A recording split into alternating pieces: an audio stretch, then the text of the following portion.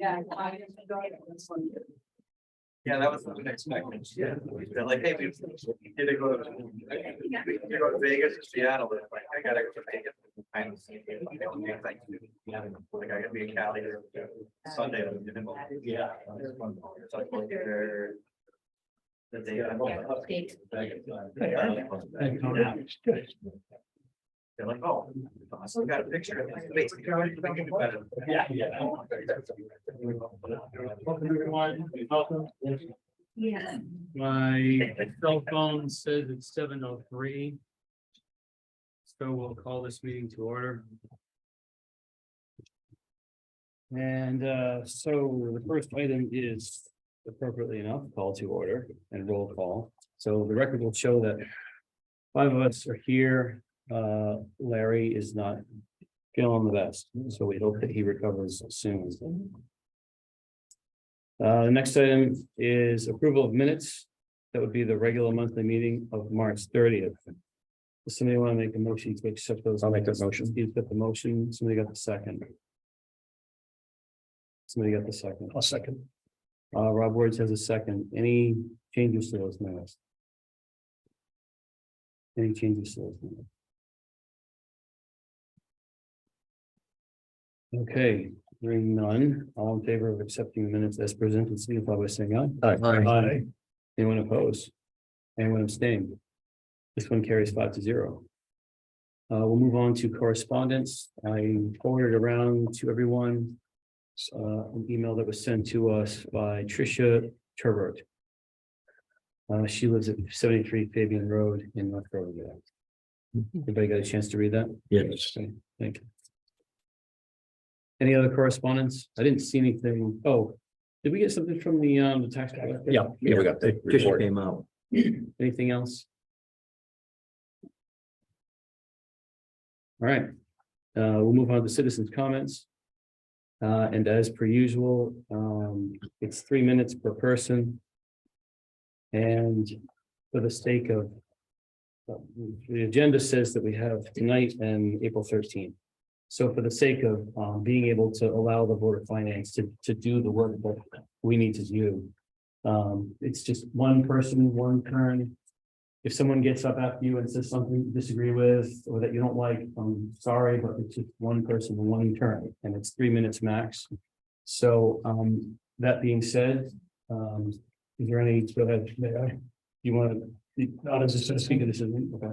But just a comment to the citizens comment, Sure. in that if anyone has something in my viewpoint, I think I speak for the board, let me know if I don't, if it's beyond 3 minutes, you're always welcome to write an email. Oh, I personally read every email, I think the board reads every email, and if there's something that that comes up later that you don't get in your 3 minutes, please document it, and we'll be happy to read it and take all those comments into consideration. yep, you can go on to the town hall website and go to the Board of Finance and you can submit comments to the contact Board of Finance section. And as you can see, when you get them, we do read them. I forward them around to the other members of the board. So if, Actually, while we're on the topic, we might, I realize we're about to start with comments. hold on, everyone. How are Go these, ahead. how are these recorded as part of our minutes? How are they recorded? How do we know, how does somebody a week from now see that? Yeah, I know we see it, but how does a member of the public see that? That's a question. I don't know how that works, or if it works at Did they all. get submitted with the minutes to the, Yes. to the clerk's office? They're all listed together with the address and the subject line of the contact. The office. Mr. Chair, But the Yes. I want to elaborate on that. The recording secretary, according to FOIA rules, does not have to record comments verbatim. The only thing that legally we're required to record is motions and votes. Okay. So subject matter, and whatever Dottie is doing is acceptable. She does Right. not have to do a verbatim citizen comment. Got it. And since it's recorded, that gets covered. But my question really is on the emails that we get. Are they available to the public to see? But my Because they can understanding, see the meeting now. based on the answer that we just got, my Correspondence. understanding is this correspondence is not something that anyone in the town of Thompson can see. Okay, It's made available to members of the board. Okay. But if the members of the board, if the members of the public wanted to see the correspondence, we could bring it to fruition according to FOIA. Okay, so then this exists someplace, and if somebody files a If freedom of it's information, then they, Through the database or through the server, Right. we can extract that for so people. then if I follow you, this is not in its entirety submitted to the town clerk's office after a meeting, but if somebody wants to know what people said and they file a freedom of information, then this can be produced. Absolutely. Okay, so it's not like this, once it's submitted, it just vanishes and it doesn't exist anymore. It will still Okay. stay within the server. Okay. Great. Go ahead. Not a comment with the, Melinda just texted me, she's ill Oh, this is and right. cannot attend even by. Oh. All right, are we good on before we begin? Citizen comment? Are we good? Just want to make sure we're all good. We're all good. Okay. Is there any citizen here who has a comment? Any citizen who has a comment at this time? Go ahead, could you speak your name and address? Yes, this is not for me, actually, I'm reading it for another citizen. Okay, and who's that So the person? citizen is Christine DeRocher at 5 Fernwood Avenue. Her comment that she wanted me to read was, I lived and worked in town for over 50 years, and my career has been in education. I am writing to support the funding of our town and school budgets as submitted to the Board of Finance. The town has spoken in the funding of the last referendum for the track project, security, and HVAC project. We do not want more neglect due to insufficient funding. The bottom line is meeting the needs of our townspeople, especially our school and children. Please, let's continue this effort to bring Thompson a better future. When we support each other, we all benefit. Christine. Thank you. Go ahead. Can you speak your name and address? Herbert, 124 Wilsonville. Thank you. I'm not sure you're all aware of, we did not get the grant for the HVAC project. We're still waiting on the grant. Bill Birch could speak to that a little bit for the security project. And so you don't have to worry about the 0.8%. 0.8 mil increase a year from now, because we did not get the grant, the HVAC project is not going to go ahead. I would. Hold on, wait, whoa, we're in the middle of a citizen's comment.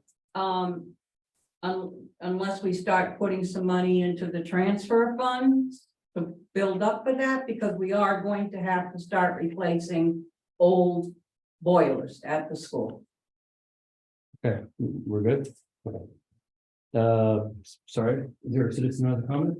Well, Are you giving testimony on a certain item that's related to the budget? I am technically not a citizen, so you don't even have to hear me if you don't want to. Right, but so if this is related to the budget, we can come back to you as soon as we're done with citizens' comments. I'll This is- dog you this. This is related to the HVAC grant. Right, because I have- here's the danger. That's fine. We're in citizens' comments and we're gonna get off into a conversation about something that has to do with the budget as opposed to citizens' comments. So we'll definitely get back to you. No question. I will not forget. We will come back. I just want to make sure that we finish out citizens' comments while we're on that section of the agenda. Is there any other citizen who has a comment in the room at this time? Any other citizen who has a comment? Go ahead for the record, your name and address. please. Warner Roll Davis Road, regarding the HVAC grant. It's only, the grants that they did were only round one, and they were only for projects that had their paperwork in by December 31st, which I believe wasn't the case in the HVAC grant for the town, because the town's paperwork wasn't in until February. So I think in round two, there's still a chance the town will get it. Thank you. Any other citizens? Comment, any other citizen have a comment? Any other citizen have a comment? How about on the On Zoom? the Zoom, there's a Sarah, this large, I don't know how to say her name. Desiree. Desiree, Sarah, could you do us a favor, just for the record, could you state your name and address, please?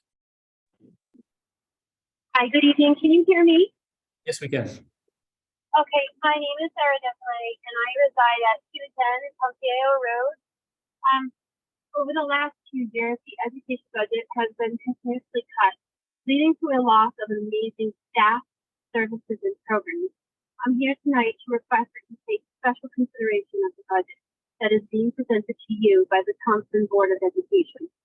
As a special education teacher in a neighboring district, as well as the elementary PTO board member for Thompson, I know that the school cannot sustain the level of educational support for our students, as well as the continued teaching excellence provided by our teachers with these drastic cuts. Besides the inflation rates to health insurance, goods, and other services, the cost of special education services are also on the rise. These legal obligations to our students are a non-negotiable. With the budget being frozen for Thompson teachers since October, many teachers in Thompson are spending their own money to support their classes. That is not fair or right. Why are teachers spending money on their classes? The teachers that I have met here in Thompson are working harder than ever, and they care about our students deeply. They go above and beyond in creating learning opportunities for our students by doing whatever it takes, including spending their own funds. Please, I ask that you consider the budget proposed by the Board of Education as it is, so we can continue to strive excellence in our teaching services and programs at the Thompson Public Schools, and to provide all of our students and families both respect and deserve it. Thank you for your time. Thank you so much. Any other citizen on the Zoom have a comment?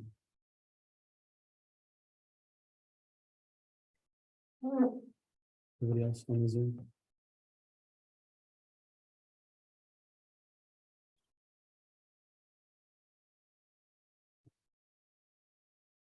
Any other citizen here in the room? Comment? Citizen comment? No understand? Citizen comment? Okay, thank you, everyone. Shall we give, I mean, that means we're officially in budget workshop. Shall we revisit Bill Birch because he has information that would be of interest to us for the FY24 budget? Bill, go ahead. Thank you. Okay, so just as clarification on the issue of the HVAC grant. So first of all, the paperwork for the grant was submitted the last week of December prior to the deadline, which was December 31st.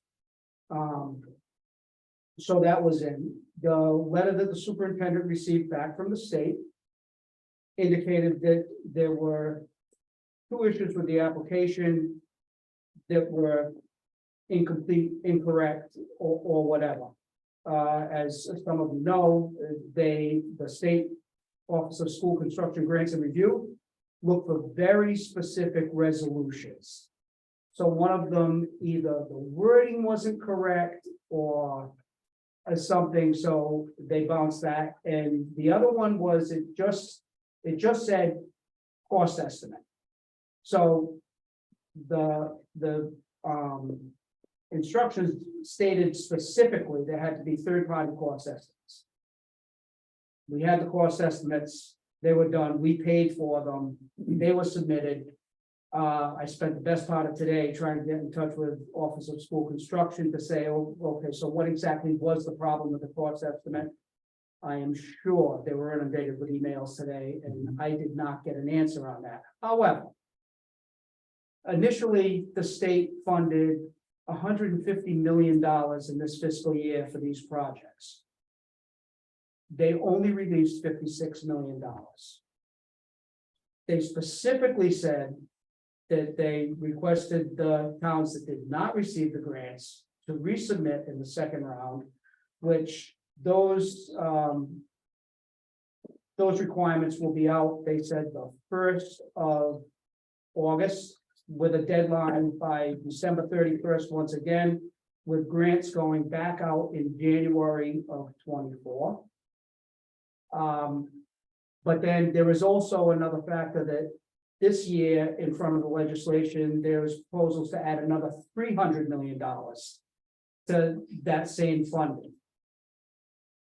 As to what that does to this budget, I have to defer to Bill Steglitz on that one, because we had a conversation today about funding and bonding and where does all this hit, and that one I would have to defer to them. So it sounds like the second round, the application is due by the end of December. And so basically it's same opportunity, just 1 year later. Right. Good. Yep.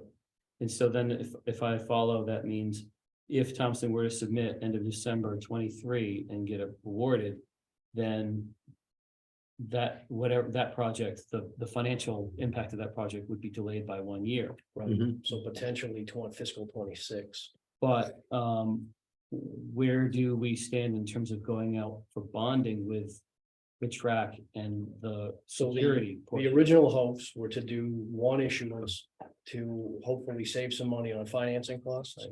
And also by bonding, you get a slightly lower interest rate. I have a message into our financial advisor to find out the impact of proceeding with the school track project and the school security project. I believe, but you can't hold me to this yet.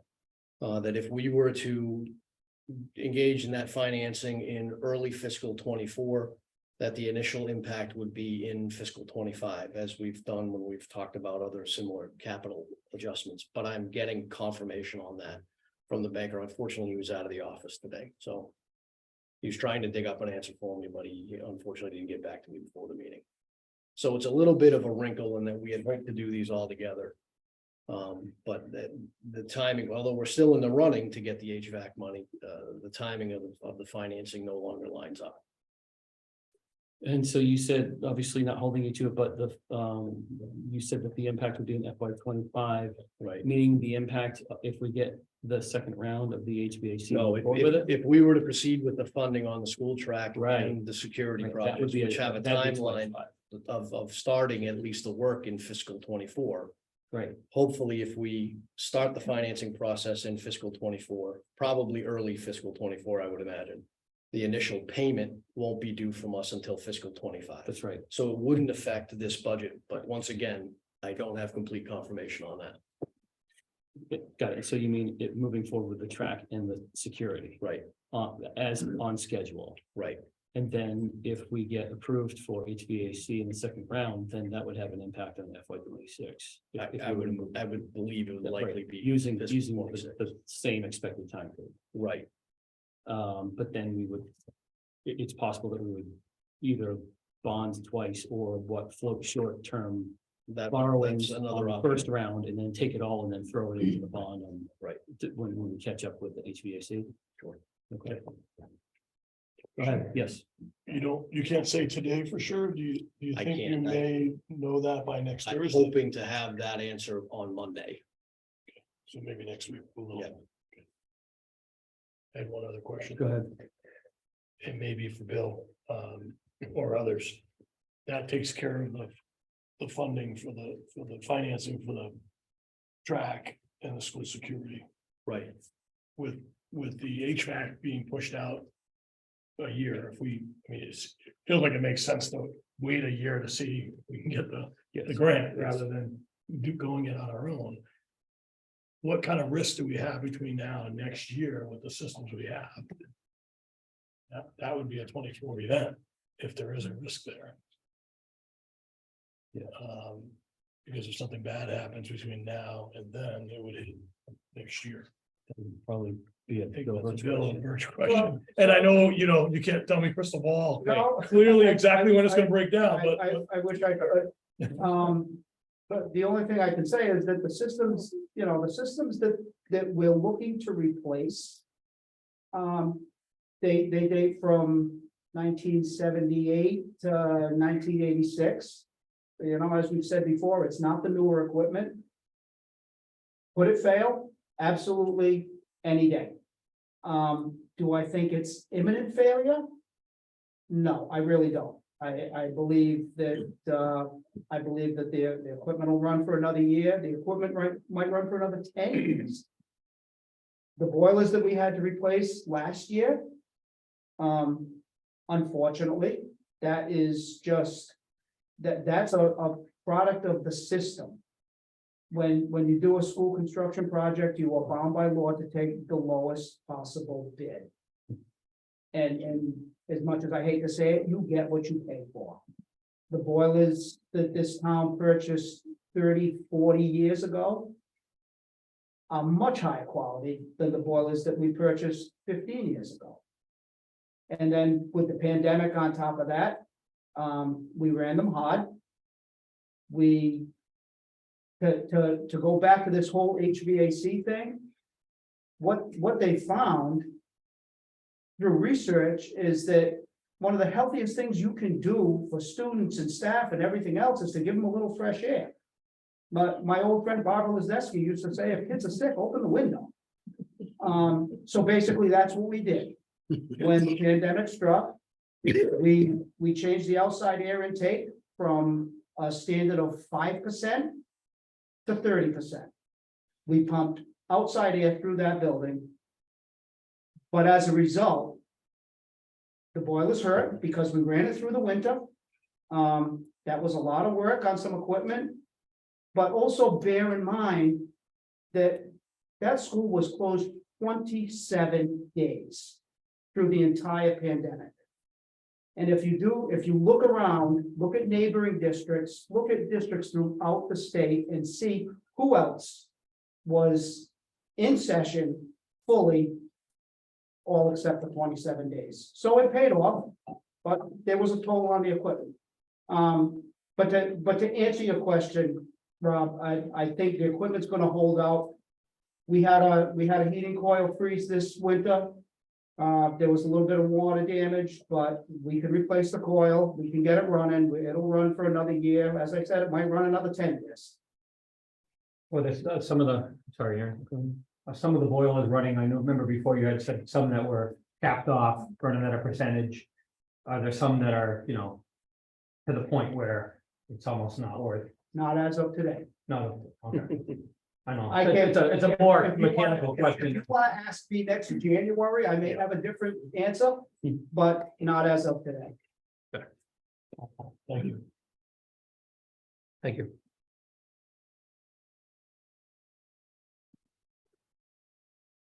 Anything else on the HVA system? Any other questions?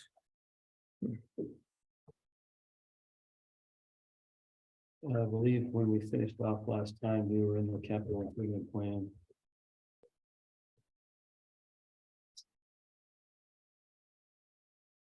Let's be fair. Right. With Lieutenant Cody being here, Oh, yes, sorry, right. I Let's- let's- just yeah, wouldn't want to absolutely. hold him here Absolutely. as a Yep, non-resident. yeah, no, absolutely. I was gonna If do that there's- and we got off on this conversation about the HVAC and I forgot, yeah, let's talk about the resident state trooper. I'm Well, grateful well, that yeah. he took time out of his Yeah, schedule to. Yes, come here thank you for and being speak here. with us. Yes. Does anyone have any questions for the? What's item? Trooper item number. Yeah, I could kick us off. Yep. First of all, I thank you for the data. I thought it was terrific to be able to see, to capture back to 2013, I think. It was. Yes, yep. And I looked at it quite a bit in terms of the columns and looking at the trends, right? And then I tried to convert that to understand. I can make sense of the trend, right? I get that things are changing, Yes. but I think what was hard to pull from the data, and maybe you could help shed some light and some color around it, is if we had a resident trooper in town, how might that data look differently? How might that data have been transformed in a way that might have made the town a little safer, or those that got called a little bit more timely in terms of the attention that they got? So I can guarantee you that the total calls will probably go up because you basically have a one-man police department. You have somebody that you can go to for help and advice. Addressing concerns. So call volume will go up. The one thing that the state police can't do for towns that don't have resident trooper programs is to be proactive, which means work towards preventing crimes. So unfortunately, because of manpower, we're just reactive. You call us, if we have a car, we get there as quick as we can. With a resident trooper in town, you have a person that can view trends and figure out what's, quality of life issues and can work towards preventing some of those problems. So you will see maybe some, crimes go down, because you have someone in town, you know, a lot of crimes is basically because it's, you know, it's opportunity. You know, speeding, accidents, a lot of it's opportunity. When you know there's nobody there to enforce it, then you tend to take more chances and more risks than if you had someone in town. But what hasn't gone down is the investigations have pretty much remained the same in these last 10, 15, 12 years. DOIs, as you can see, they're trending up. So I think you'll see more investigations and more DOI enforcement. Because we're here, a lot of times you'll get calls for erratic operators, and if there's nobody in the area, you know, they kind of slip away. And if we see something trending down, sorry, I didn't mean to interrupt, but like something like the citations that are going down. Yeah. It's hard to believe that that's going down because less people are speeding, No, so. but that's without, so- that's same without us. So as you look at these stats in 2020, like you guys were, you know, 4,000 calls for service in 2019, then 2020, that dropped, you know, Way down. 2,000 and change. So we stopped responding to a lot of minor calls for service. We didn't respond to larcenies. We didn't respond to minor motor vehicle accidents. You know, especially in the beginning of COVID. Once we understood COVID and we could protect the troopers, then we adjusted our response, and now we're full response. If you call us for something, we'll respond to that call to So service. that So, doesn't mean it didn't and happen. then it doesn't mean it didn't happen, exactly. The other thing with citations is, I mean, you know, the police reform and police accountability bill that went out, a lot of officers were, and troopers just became timid to have interaction with the public because they didn't want to get sued and have complaints filed against them, et cetera. So a lot of that traffic stuff, went down. But with the resident trooper program, obviously part of his job is going to ensure that the town's safe. But coming with the resident trooper program too, you're available to have state and federal grants. Like we've got a few towns right now doing the rural road grant.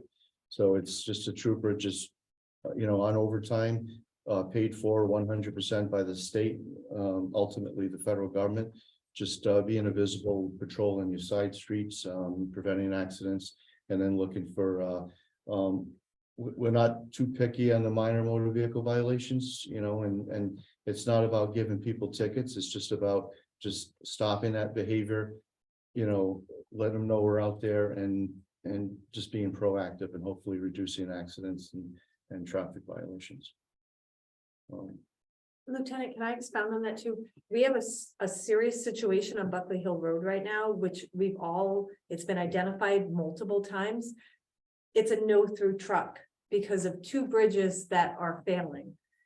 And to have a resident trooper that could have a presence, not necessarily just for speeders, but for tractor trailer trucks that are naturally sent that way because of GPS. And yet they're not supposed to be on that road because it's a hazard to them and the public.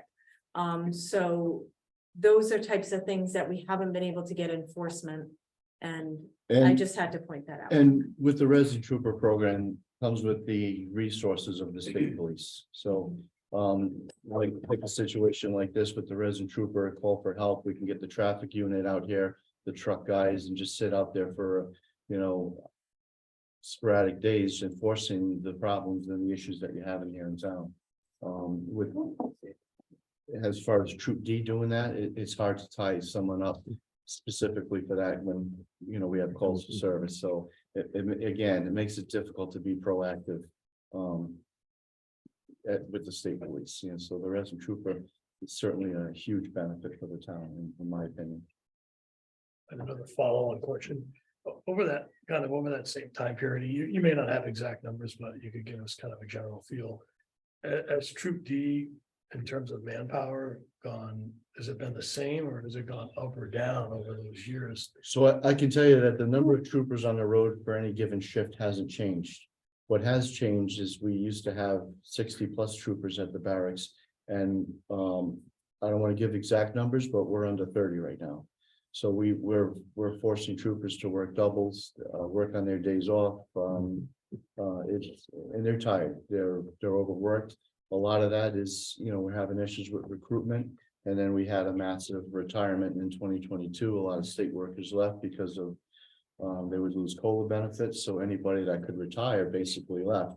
And unfortunately, the agency didn't, I guess the state just didn't do a good job retaining the qualified people that we have, and we lost a lot of good people. So the other aspect too is we're a very young department. There are troopers out there just a few years experience. So so we're teaching, they're learning, we're getting there. So how does that work when you basically let a trooper go out of Troop D to be a resident state trooper? Do you replace that person in Troop D? Or, are you you're saying there's a hard time hiring people? Yeah, You're gonna end up more shorthanded? So if we give you a resident trooper, the trooper necessarily may not come from Troop D, it'll be a competitive process, so. If a trooper happens to live in town here, I imagine that he would want to be the resident trooper in town because he lives in town, he knows the area, the people, and it'd be a perfect fit. So you would get that resident trooper for the the full time, and then, but we still give you that patrol for that. That would be my next question. So you're not losing a person, you're actually gaining an extra person. So instead of having one person patrolling town, well, actually that trooper right now patrols 2 towns. So you may not even see a trooper in your town unless there's a call for service because of other calls for service around the, Thompson area. But your resident trooper will specifically stay in town. He's yours. He's there to work for you guys. Thank you. You're welcome. I was just wondering about this calls for service statistics. So, was this the number of calls that were made to the state police or the number of calls that were responded to? Because you mentioned that there were during times in the pandemic when some calls were not responded to. So is this calls that went out or calls that were responded to? All of these were, if it's a call for service, if someone called us and had an issue, we would generate a number. So, Got it. so got it. yeah, that would include calls that we may not have responded to, Got but it. they called us and said, hey, I was in an accident, and, we just That's it. document it. Yeah, all right. So whether it was responded to or not, certainly the pandemic one was problematic. It would have gone in here because it was a call out. Absolutely. Yeah, okay. Thank you. Any other questions? The lieutenant while he's here.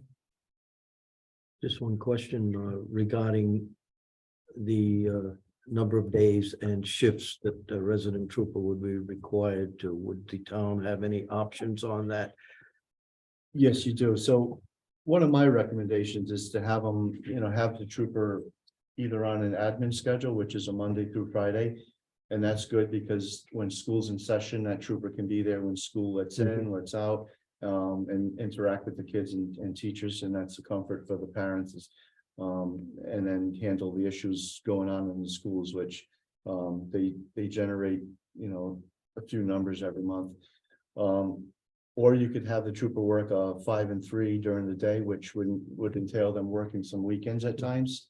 So, and then the other option would be the same thing, work an admin evening shift or an admin 5 and 3. Rotating 5 and 3 on evening shift. But your But basic recommendation would be Monday through Friday day shift. Day shift, and because school's in session at that point, you're gonna generate more of your calls for service because people going to and from work and then people are going, leaving work, so their houses are vacant. So that'd be the most that Okay. I would recommend at this point. Thank you. But there is absolutely some flexibility. If you find out you're having an issue, on evening shift, let's say, the trucks on Buckley Hill Road, that trooper, working with you guys can work a second shift for a few days and try to mitigate any problems or issues you're having. So there's a lot of flexibility there. Okay, now with regard to overtime.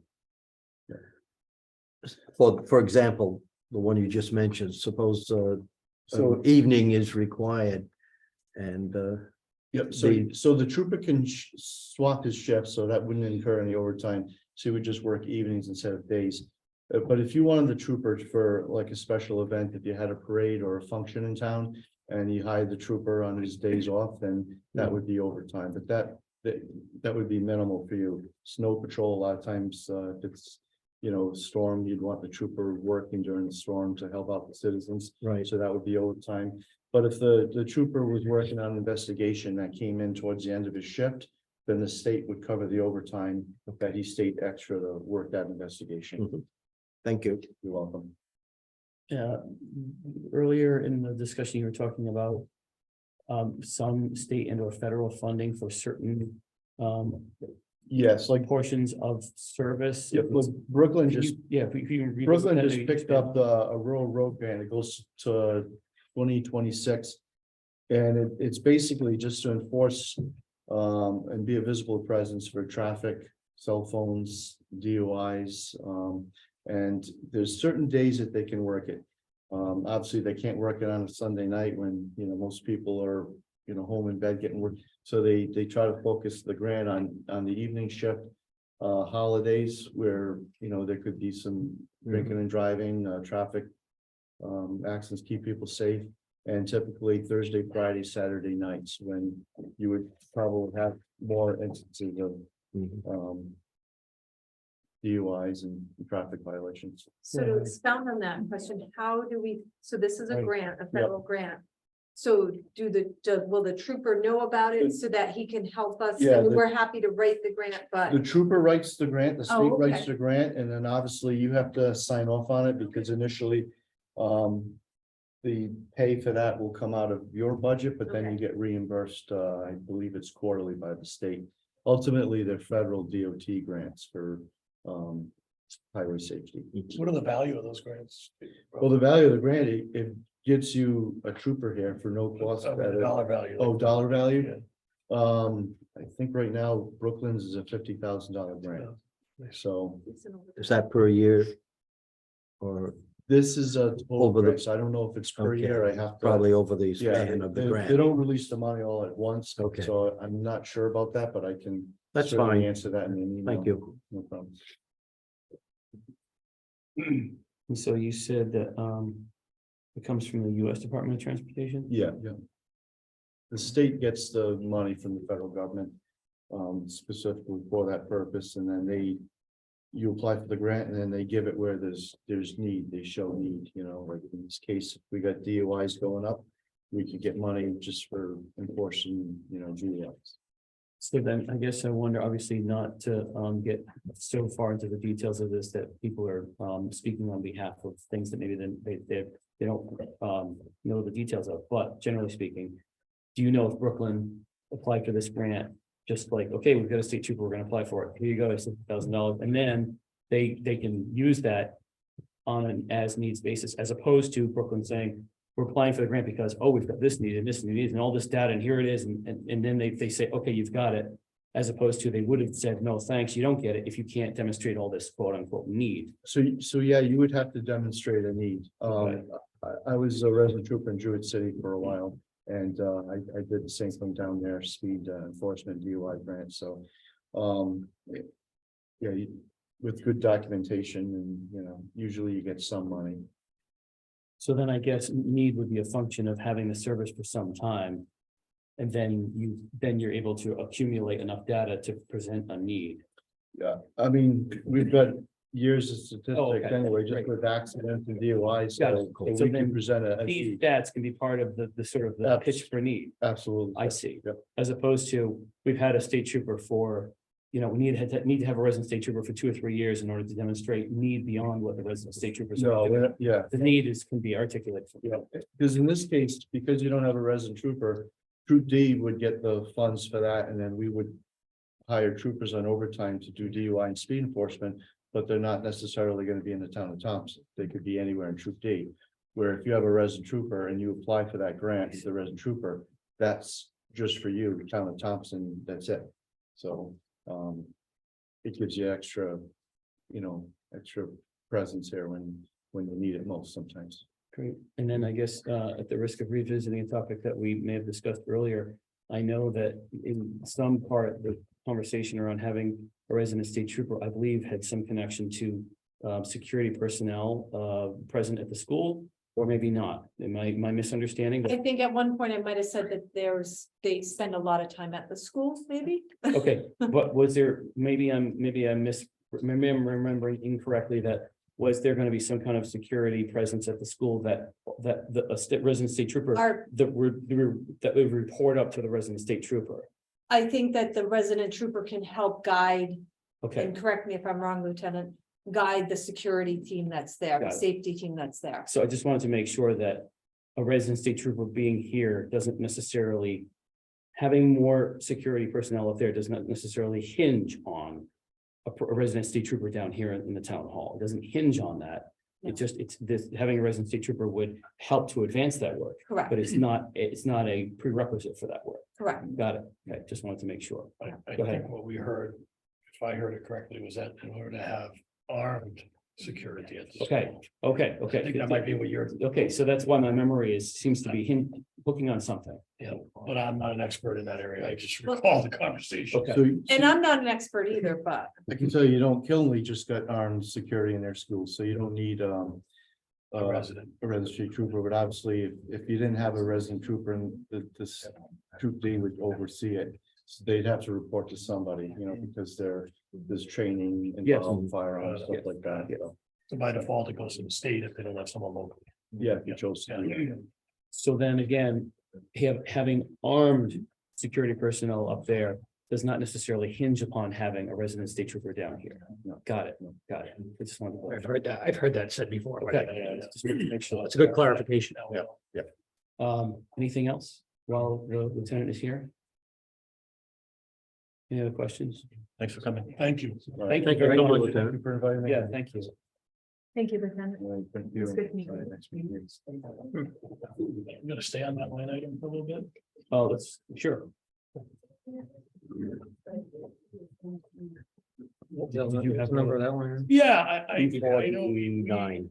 Already addressed that line item. I think we had reduced it by $40,000 to get it more in line, because the 240 was an estimate. And I fully recognize that Yeah, it's all set up. the elections and we're chosen by the taxpayers to be here to make decisions on their behalf. But I don't know if that necessarily means we need to make all decisions. And this to me, and without getting down the whole discussion around the town administrator, I think that may have fallen in the same bucket. This feels like one that may be worthy of having the town vote on it and have a broader view versus our view on it. I don't know how the board feels about that. What I don't want to do is get questions in addition to the budget and have confusion over what's happening, because that's not a good thing. But if we could put the budget forward with a question around, do you want a resident state trooper in the town of Thompson at a cost of, X? I'd be supportive of that approach, because then I think it gives a broader portion of the population a voice in that decision. So if I follow you, theoretically, what would that look like? You put out a budget that says X number of dollars, and then there's a separate question, question 2 that says, shall the town of Thompson also appropriate sufficient funds to maintain a resident state trooper for the coming fiscal year? And I believe, yes, and I believe if it were to go by way of budgets passed and the resident state trooper did not, then we would have to, following that, when we meet and have to react the mill rate down. Because then we'd have to pull that out of the budget. Well, if, Hmm. I think we're looking at it two different ways, or you're looking at it two different ways. If it's a question, a secondary question, then it's not in the budget.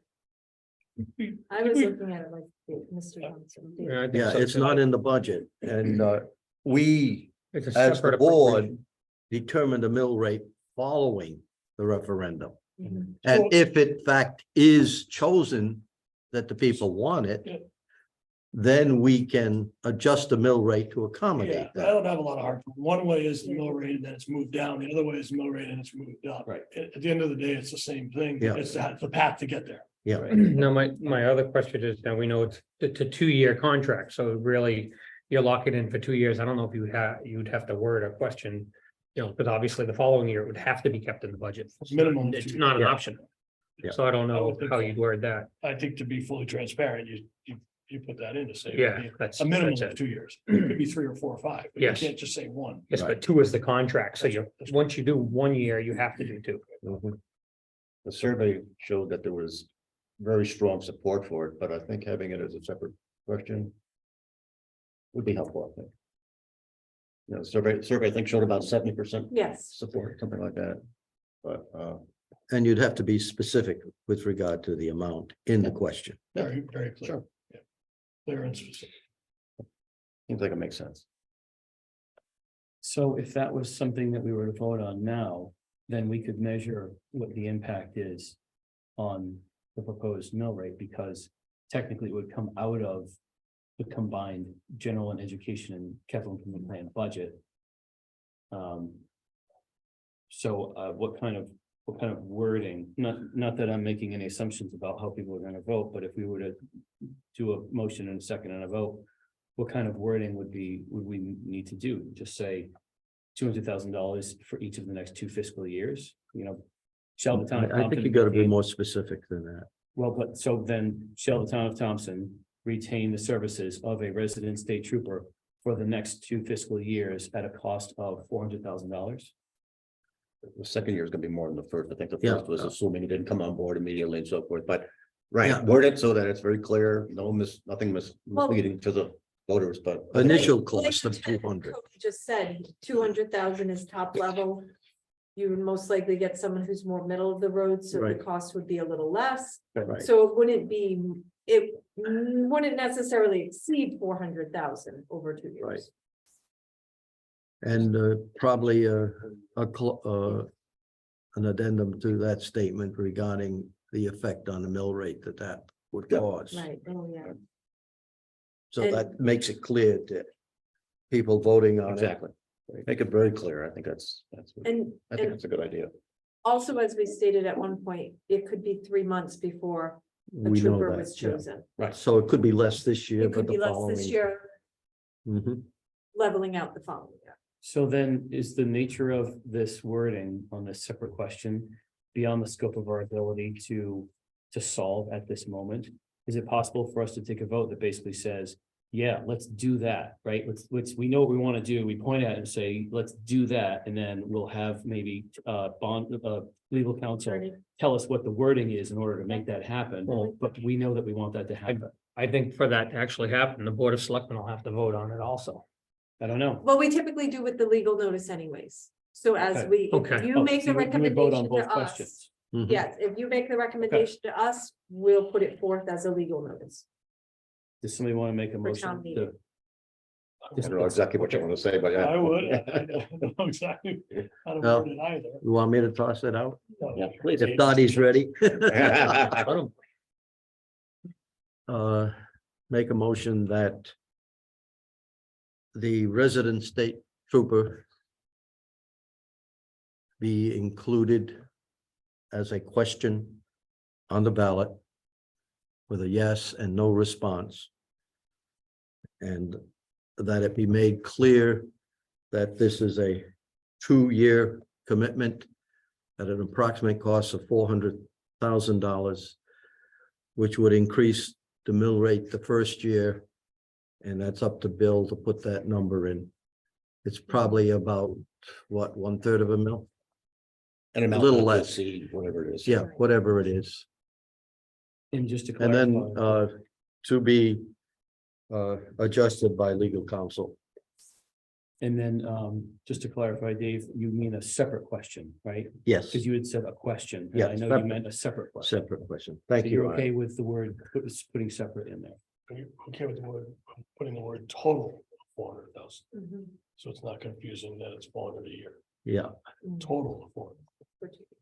I'll second that motion. Okay. So a motion has been made and seconded that Dottie has already captured. I see her writing furiously over there, but basically. The motion's been made and seconded to take the resident state trooper program and pull it out of this spreadsheet and then present it to the town as a separate question.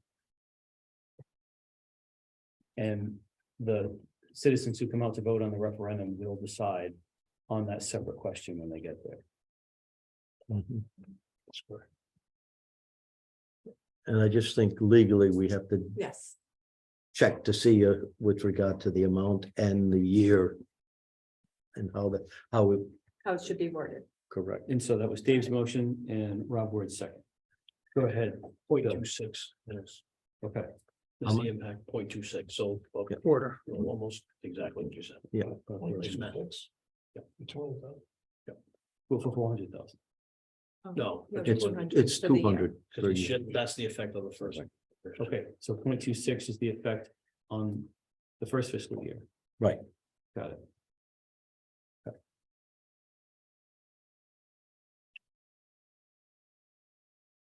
Again, we've got time for verifying and then getting recommendation from legal counsel on how to word this so that it's consistent with whatever statutes have jurisdiction.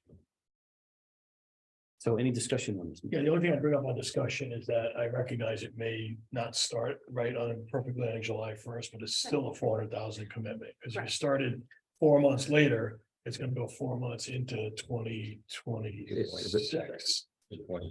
So Yeah. I think we don't need to worry about the start. We Would just that- need to get the total commitment captured. Would in that regard. be Maybe spread over better 3 to fiscal years. include that as a transfer? Meaning establish. I think once we get this put together by our next meeting next week, we can approve the legal question. And you may able to find the answer to that, Bill, by that time. Obviously, if it started later, it would change the effect of on the mill rate for the 24 budget. Yeah. It would decrease it, the Yes. obviously the later we go. And I'm not sure we could put it in a transfer account because it's a reoccurring expense. It's not a capital expense. You have to set the mill rate before you know when the chipper starts. You're not gonna necessarily change the mill rate. Well, But we may not not to know exceed. that. Yeah, we're gonna set the mill rate after the approval of the referendum. Right, but we still don't know if the trooper starts on July 1st. We won't or know September. that. Right, exactly. That's my point. Any other discussion? Bill, do you feel like the motion that we have here is sufficient at least to get this ball rolling? Okay. Yes. Any other discussion? All right, hearing none, we'll go around the table. Rob Van, how do you? Yep. vote? Dave? Yes. Steve? Yep. My word, yes. I vote yes, this one carries 5-0. Bill, could you do me a favor? Could you find out what impact this does? I mean, you just said it's like what, 0.24 or 0.26 or whatever. So that just means that we're down to what, 4 mils now? Because I think we're at Just 4.2. slightly under. So if we were to drop that in there. Yeah, just under. 3.96. 28.98.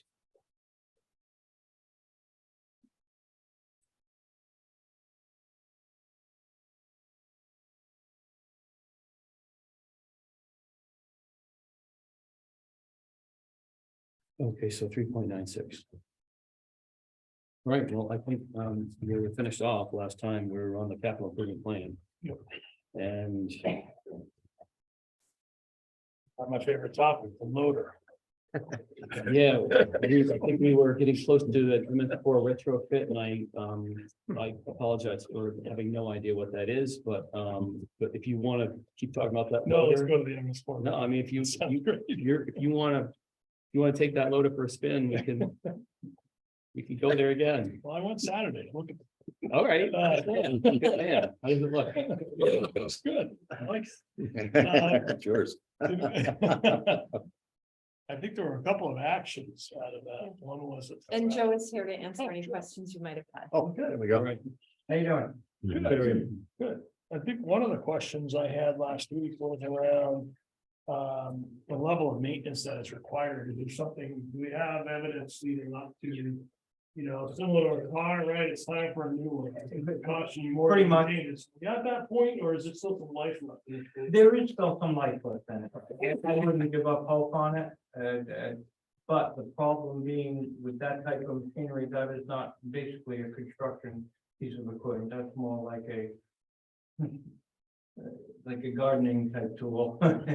And that series of machine, the L45, every time I go to get parts for it, it is a hassle. And everything is overseas, things have gotten stuck in Brooklyn, waiting for it to get inspected before I could get a hold of it. That was almost like day one. We've had many electrical problems with computers been replaced in there 2 times. We had a hydraulic mishap with it where one of the hydraulic pumps is driven off of the motor, which has direct access to engine oil. When the seal went, instead of it expelling the oil, it sucked the engine oil out of the motor and contaminated the hydraulic system, which got flushed and flushed and flushed. And after that happened, I had lots of problems with hydraulic cylinders failing because of the contamination. And it goes on and on and on to that effect. With also the electric drive on it, sometimes it doesn't like to move out of the blue. And it's not something you can just put the pickup on and push it out of the way. I call it bi-yearly maintenance. I do the servicing on it, whether it needs it or not, twice a year. That's a given. That's any piece of equipment it's going to be there, which is approximately $800 to change the oil in the filter. And that's any piece of equipment like that. So that one, that's kind of off on it. The cab has rotted out and I've replaced the floor on it already, being that new would be a scope, because it just sits outside. And never saw shelter, like a lot of our other vehicles, really in good shape because they have a home to sleep in.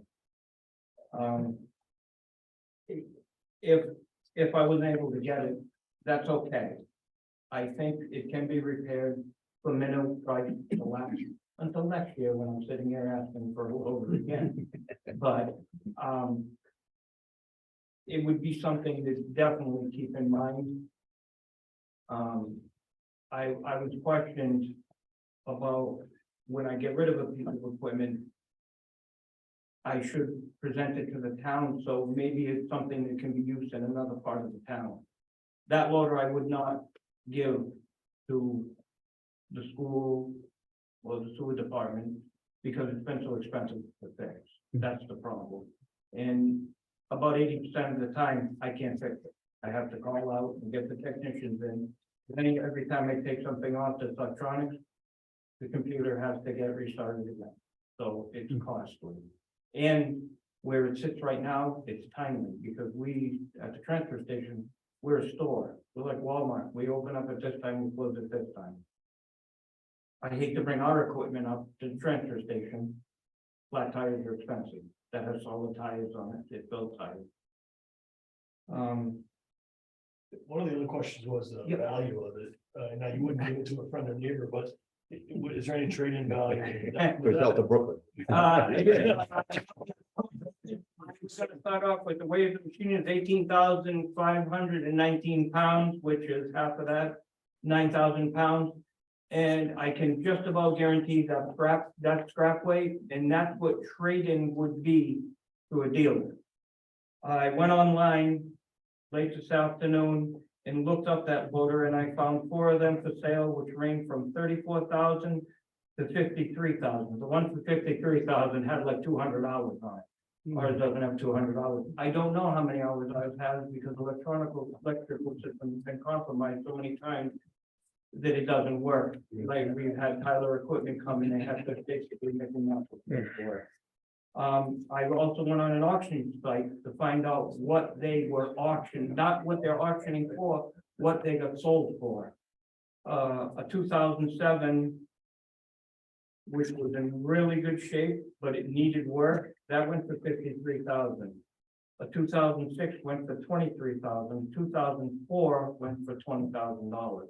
So basically, pretty close to scrap, a little above scrap. depending on the scrap price. We could put it in the backyard and wait for scrap to go up really high. We could. But it's something that we can deal with. If it's gonna be an issue, we can deal with it. We've been dealing with it. We can make it work. We can make it run. We have alternative motors to get other things up there to make the store run up there. Just a question based on some of these other loaders that you've seen with X number of hours on them for say $50,000. I mean, we're looking at a brand new loader at 217. Is it possible for us to look at a loader that's got maybe like 1,000 hours on it for 50 grand instead of a brand new one at 217? Because I would think a machine like that, if you take good care of it, it's gonna last you 8 to 12,000 hours. All equipment is expensive now. Everything is expensive right now. Okay, And it's just like buying a car. If we're gonna spend that amount of money on something, we can go out and spend it and we may get lucky. But why is somebody getting rid of loaders?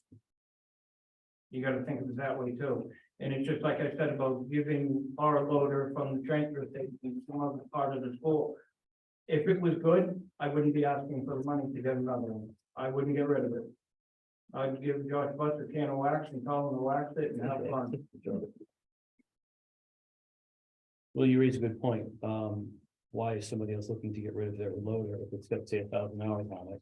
What's wrong with it that the rest of the? Buy 1,000 hours. Right, why would you want to, because I would think a loader like that would last 8 to 12,000 or even more hours, so.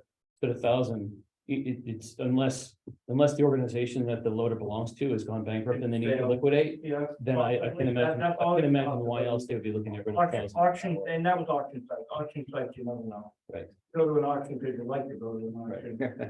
And basically, that's what it is. So my question is, when the loader at the transfer station goes down, you have one at the town garage that you don't want to bring up there, but you end up bringing it up there to keep functioning. When we have in the past. Okay. And actually, the last time when it got cold in February, the loader would not start. I had to get Tyler to come up with an electrical problem. And then we went without a loader for 2 days. Because I did not, being winter time, I did not want to take our loader and have something fail on that. When, if it was gonna snow in 2 days. Yeah, because that's how you load the salt, correct, with that loader? Correct. Okay, Correct. got it. You guys say something? Yeah, I have one other question. Yep.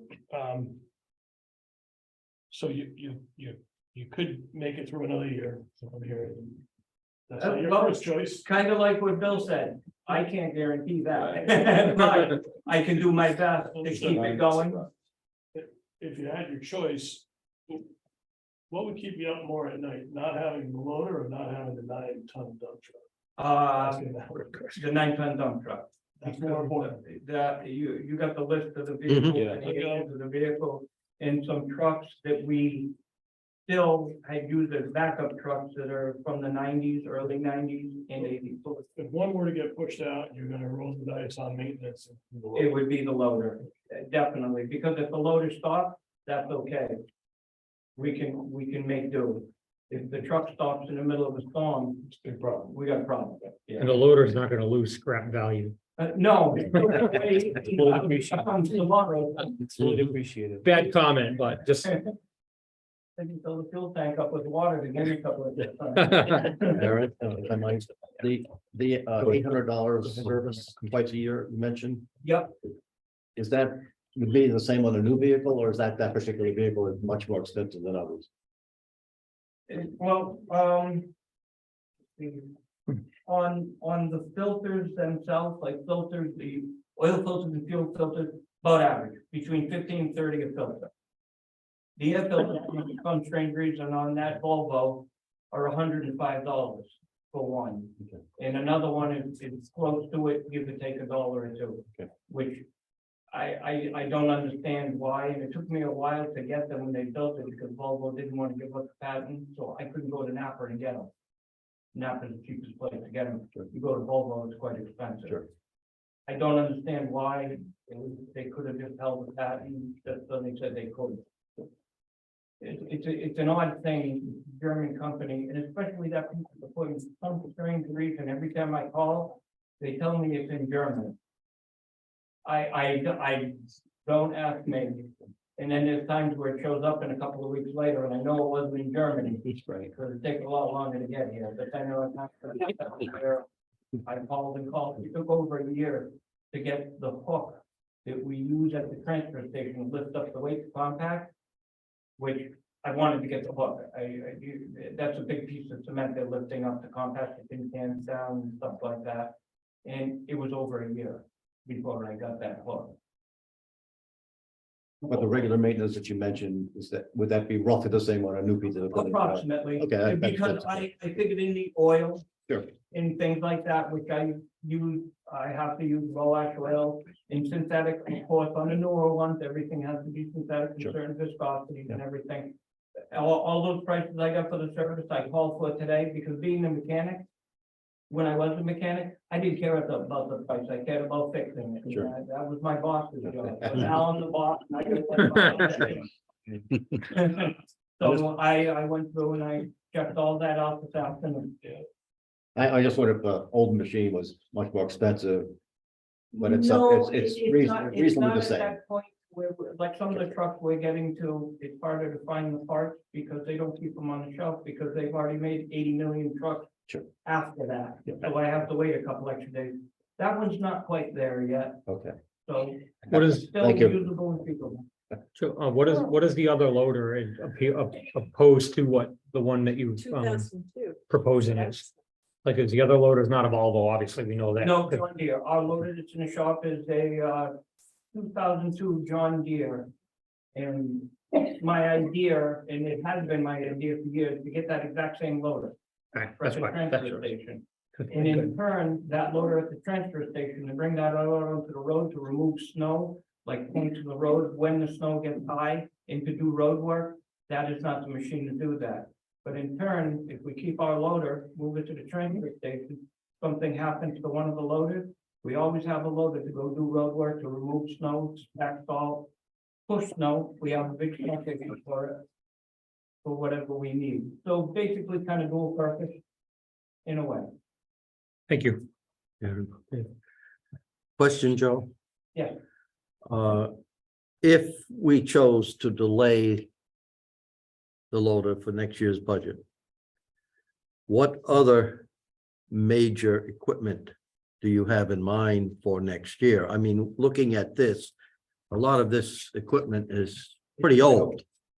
I'm seriously looking into, if you look and it says on the Bandit, 1996 Bandit, which is on, Yeah, on chipper. the next page in. It says Bandit, 250 XP, which is the chipper, which Okay, as everybody knows, when they drive around this town.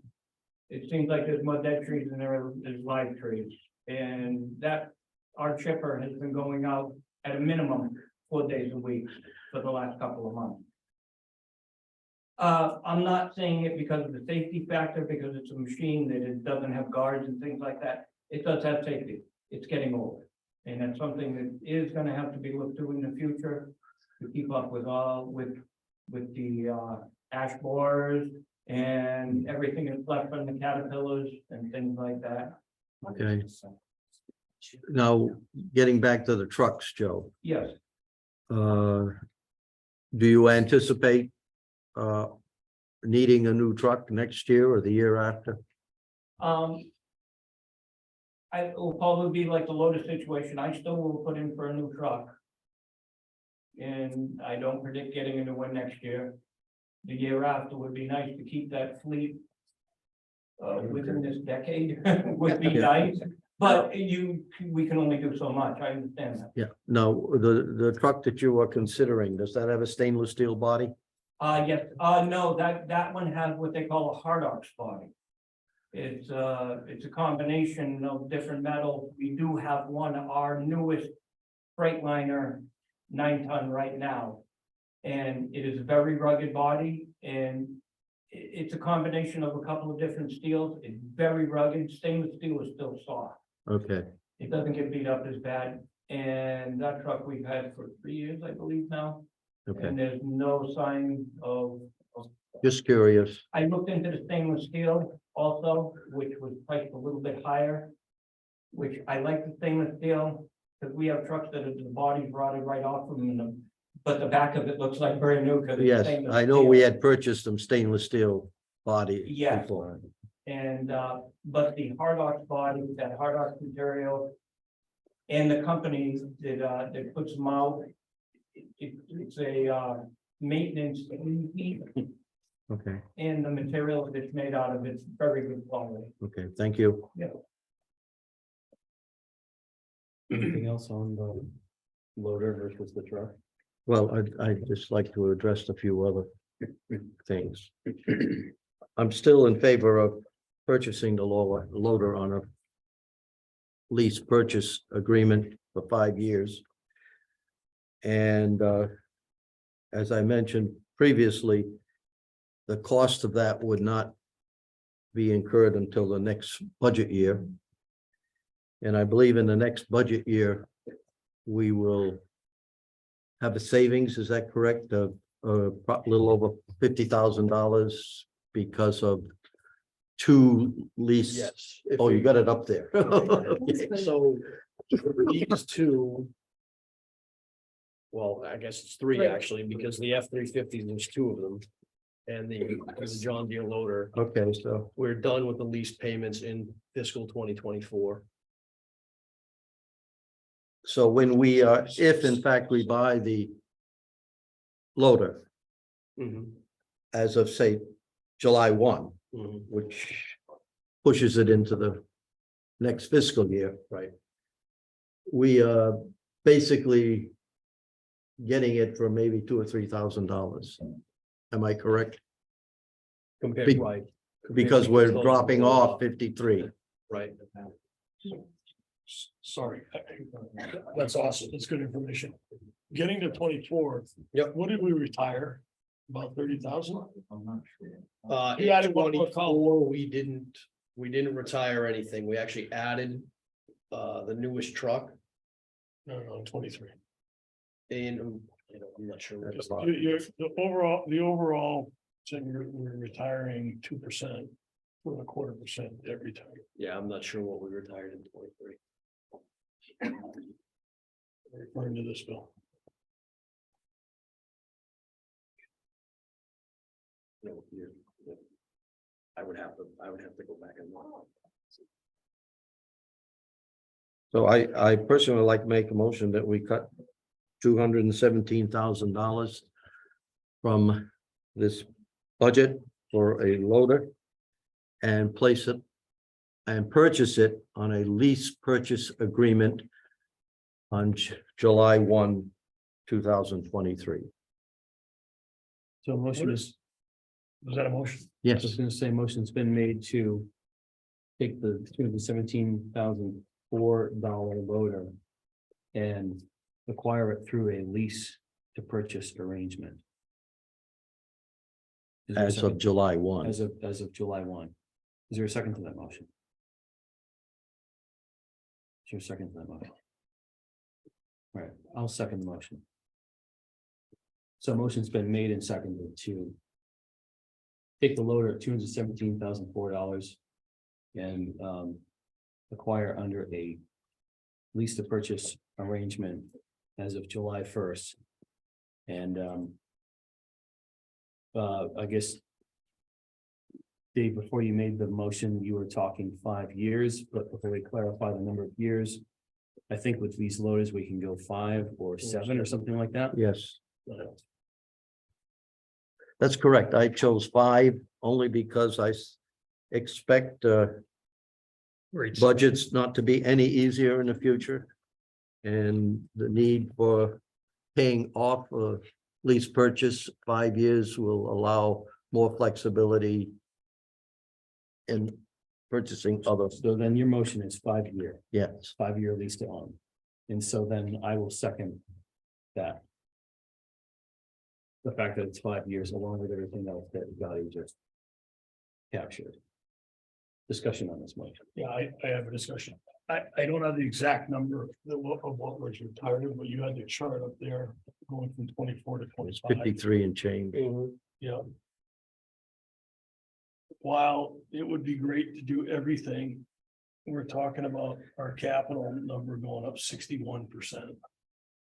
And clearly, the roads are extremely important. my viewpoint would be to finance the nine ton truck, which would be somewhat offset, because I don't know the exact number, it would be somewhat offset by the amount of debt we're retiring. So net, we would be not adding the full lease, it would be offset. I think about 30,000 in terms of that $40-something thousand. No, the truck is a little more. The truck is a little more expensive. The It 5 runs- year. runs around 60. It was 58. 60,000. So I'd prefer to finance the truck at 60,000. That pulls 180 out of the truck payment. If we were to fully fund that, That pulls it all out, Rob. well, pulls it all out for next year, Yeah. but we're kicking the can down the road. I mean, we're still committing to the money. It's not free. But you're technically correct. We'll pull it all out of next year. And then wait 1 year on the loader versus financing both. That's my. I'm all in favor of financing both of them, I understand. so. I don't know where interest rates are gonna be in a year. Hopefully better than where it is today. What are they looking at right now? We live another year on maintenance and we risk that. And we get the 9-ton truck. That would be my view on it. My concern is that this financing us will mean that we will pay 21% more than if we pay for it. We pay 21% more for each of these vehicles. That's roughly $40,000+ for the loader, over $50,000 for the truck. That's a lot of money to pay for interest, which I don't think we need to incur. We can pay for that as we go. This is there's not a building here. There's a relatively ongoing kind of thing. We buy vehicles every year. You want? Oh, no, I was just asking Bill what the interest rate was. So that that's one of the questions that I had into the banker when I was talking about when I was emailing him about the HVAC. Unfortunately, I haven't heard back. Okay. Generally, the sentiment is that interest rates have drifted down, but I don't have a specific number. We were at it was just over 4%, I believe. I'm in agreement with you, Rob, what you just suggested, to wait a year on the loader. But there's a motion on the table, so I don't wanna. No, this is discussion. Right, the motion on the table is For the loader. for the loader. And it But- is the hope that the interest rates would decrease, because prior to that, I think our interest rates for most of our other loans were around well under 2%. Right, Mhm. yeah. And this won't go out for Right. until a Right, year. right, so We're still we pushing may the, still get a that- better rate. that's but we right. don't We're know not that. looking at the rate today. We're looking at the rate True. a year from now. Correct. So any more discussion? Actually, the rate will be established when you buy it, right? Not. Correct, the year from now. it's not now. Anything else before we vote? Right, so we'll go around the table. Are we voting on, excuse me for a moment, are we voting on acquiring the loader or financing the loader? Financing the law on a lease purchase So both, I agreement guess. for 5 years. Yes. That's all. Both. There's sort of two- It's Right, but there's sort of two issues. We want to get it, number one, number two, do we want to finance? a double, the motion is asking for two. Right, I understand, yeah. That's how I understand it. Yep. Yes, So to be motion's purchased asked. as of July 1. And finance, right? Yeah. And so then, Bill, if this motion happens to pass, then it takes this line item off of the capital improvement plan section. And it, from a operating expense standpoint, it comes out of the budget. And then it will reemerge in FY 25. Yes. So, but then how do we In account the for debt the fact that how do we account for this in the FY? I mean, does this board have, obviously, we would need to go back into the FY 25 budget and then get passed by the citizens in the FY 25 As a component. of- town meeting and referendum. So that means by taking this action, it's still something that could be reversed later on. No, Okay. No, something else would have to be trimmed. we have been doing this. Right, but for I'm years. just, I know we've been doing lease purchases, But but I think in the past, we've always put the lease amount into the budget. Last year, we had it in the budget. We will never see it this year because our first payment isn't due until the next fiscal year. That's what's good. I So we believe, always put it into the I budget. believe in the past, in this, like in this example, with this loader. The first payment would show up in FY 24 Yes, because it's in the even though we budget. don't pay it until FY 25, like. But you don't pay We it. plan for it, we allot for it. So then what I'm just looking to clarify is I don't think so. if, I'm looking to clarify because So we did obviously. last year, that's all Hold I'm on, I saying. just, because we all know that the Board of Finance. There's just so much authority that we have, Mhm. and that town meeting and referendum trumps the authority of the Board of Finance, and so. In order for us to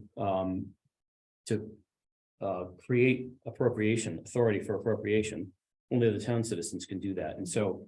By taking this out of the capital improvement plan and agreeing to do it on a lease purchase. Does the authority for this come from the referendum that takes place this spring or from the referendum that comes next spring? Because otherwise, if it doesn't come from either, that means we're doing this on our own without authorization from the citizens. I think prior to the supply chain issue, it was a no-brainer. If it passed by July 1, we move forward, we put the order in. But the way things have been so slow the last couple of years that we've ordered equipment, we haven't gotten it until the following fiscal year. So we're kind of in a conundrum where we have to maybe seek legal counsel to get clarification on what's best practice, Okay. this would be my thought. It's difficult. We're mixing, like, when the obligations realized and the cash flow are two Yeah, separate right, things, right. as you know. So Mhm. to me, if the obligation's made today, I would think that it would be in the budget. Yeah. Now, whether the cash actually left the town's accounts in FY whatever, that's different than when the obligation is separate. Which You're right, leads- but that's not the way it's handled. Right, but Generally leads to my accepted accounting other principles. question. My other question is last fiscal year, we appropriated X amount of dollars for a lease payment that will never get paid out this year. Yeah. Does that get encumbered? Or does it just go back to the general fund? It goes back to the general fund. Yeah. And then it'll be, then it'll it's be extended kicked, later. the can will be kicked. Then down it's the road to the expended later. next. So it'll be extended a longer year than what the taxpayers maybe voted on. So maybe I'm just splitting here too thin. If we do this action, it comes out of the FY 24 budget. And then it shows up in the FY 25 budget in the form of the first lease payment. And then if the people come to referendum and they keep shooting down the budget, then this Board of Finance at that time, I'm assuming, would just take from other places because we've already obligated ourselves to that vehicle. We own it, we gotta pay for it. It basically becomes part of. We the have, service. we haven't That was also obligated the vehicle. until it's Then it's purchased. Debt service at that point. Becomes No. part of the service. We haven't obligated until it's purchased. So, We can reverse that. Okay. so any other discussion on this motion? Just generally accepted, to your point, generally accepted accounting principles would say you recognize the cost. As you go through the year, That's correct. but not municipal accounting. Right, Mm. Okay. Recalibrate. You're telling me in the town. any other discussion? So we'll go around the table. Rob, man, how do you No. vote? Dave, Yes, Steve? No. Rory? No. I'll vote yes. This one fails 3-2. Then I'll make a motion to remove the $217,004 loader from this budget outright. That's my Rob, man, motion. I'll second it. Okay, there's a motion and a second to just remove this loader completely. For now. Just remove it. Any discussion on this motion? Discussion? Okay, hearing none, we'll go around the table. Rob, man, how do you? vote? Yes. Dave, no, Steve? Yes. Rich, I'll vote yes. So this one carries 4-1. I make a motion that we take the 9-ton truck and move it from a full purchase to a 7-year lease. Okay, so there's a motion to move the $240,809 9-ton truck out of the capital improvement plan and acquire it through a 7-year lease to own arrangement. That's the motion. Is there a second? I'll second it. Rob Mann's got the second. Any discussion on this motion? Well, it's gonna add, as I said.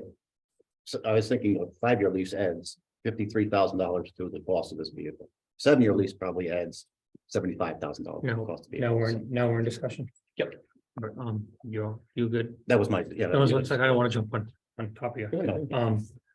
I'll make another, this could change next meeting. Bill's gonna get us some numbers on 5 versus 7 years. You have those. Which? On the 9-ton truck. On the 9-ton, So we're 7-year. we're gonna make a motion, we already Yeah, motions on the table. first and seconded, a 7-year, but I'd like information on a 5 also. So 7-year, the payment is 40, call it 44,000, and for a 5-year term, 59,000. 9,000. Any other discussion? So 44. Okay.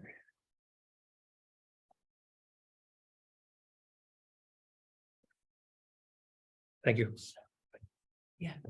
Any more discussion? So,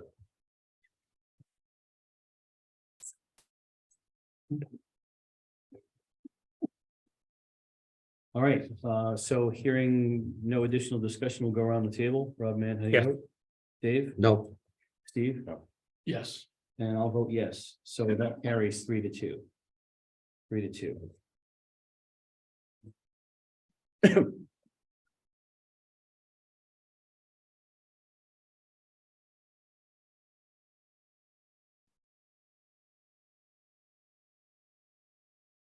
Okay.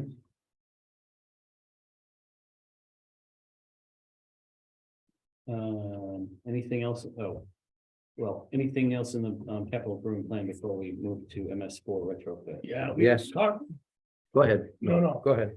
I mean, go on. I'd make a motion then that we remove from the capital, the town hall paving in the amount of 73,000. So there's a motion on the table to remove the town hall parking lot paving item in the capital improvement plan in the amount of $72,856. That's a motion. Anybody, is there a second to that motion? I'll second that. So Rob Mann has the second. So that means a motion has been made and seconded to eliminate town hall parking lot $72,856 in the capital improvement plan. That's the It's motion. actually 73, I think, as Bill has it now. Oh, Am I correct, Bill? We got to update 72,856. I took the rounding out because some the only one who likes rounding. Oh, so if the amount happens to be different from 72,856. That's right. That's Right, correct. I'm just saying if that happens to be, it still refers to the town hall parking lot. Yeah. In the capital improvement plan. So, Dave, you made the motion, right? And then Rob Mann had the second. Any discussion on this motion? I might, Go ahead. I know you, Yes. this is a proposal for you, if you might explain it, justify it, so on. So, Thank so you. part of it, anybody who's ever been in the parking lot, it's in extreme disrepair. We just did all the beautiful sidewalks. It's, another thing, somebody brought up how awful the town hall looked in general. It's all about taking pride.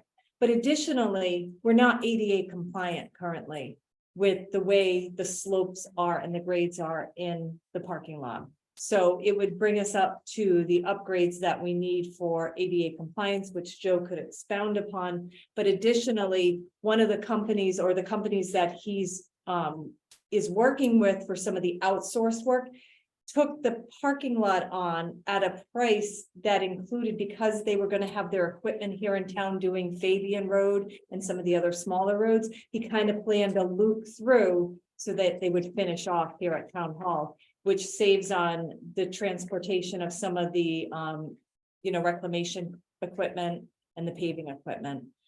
So I don't know, Joe, you could expound on that a little bit more. Yeah, actually, But- it's the Harshaw paving, and I totally was thinking reclaiming. Yes. They go through right onto gravel and dig it up. He gave some suggestions where being a parking lot and it's not that great of asphalt. He was gonna come in with a piece of equipment, pick it out with the help of us from the town with our truck and peel the parking lot right out, and he was gonna do it in 2 lifts. He was going to dig down 10 feet, 10 inches, 10 feet.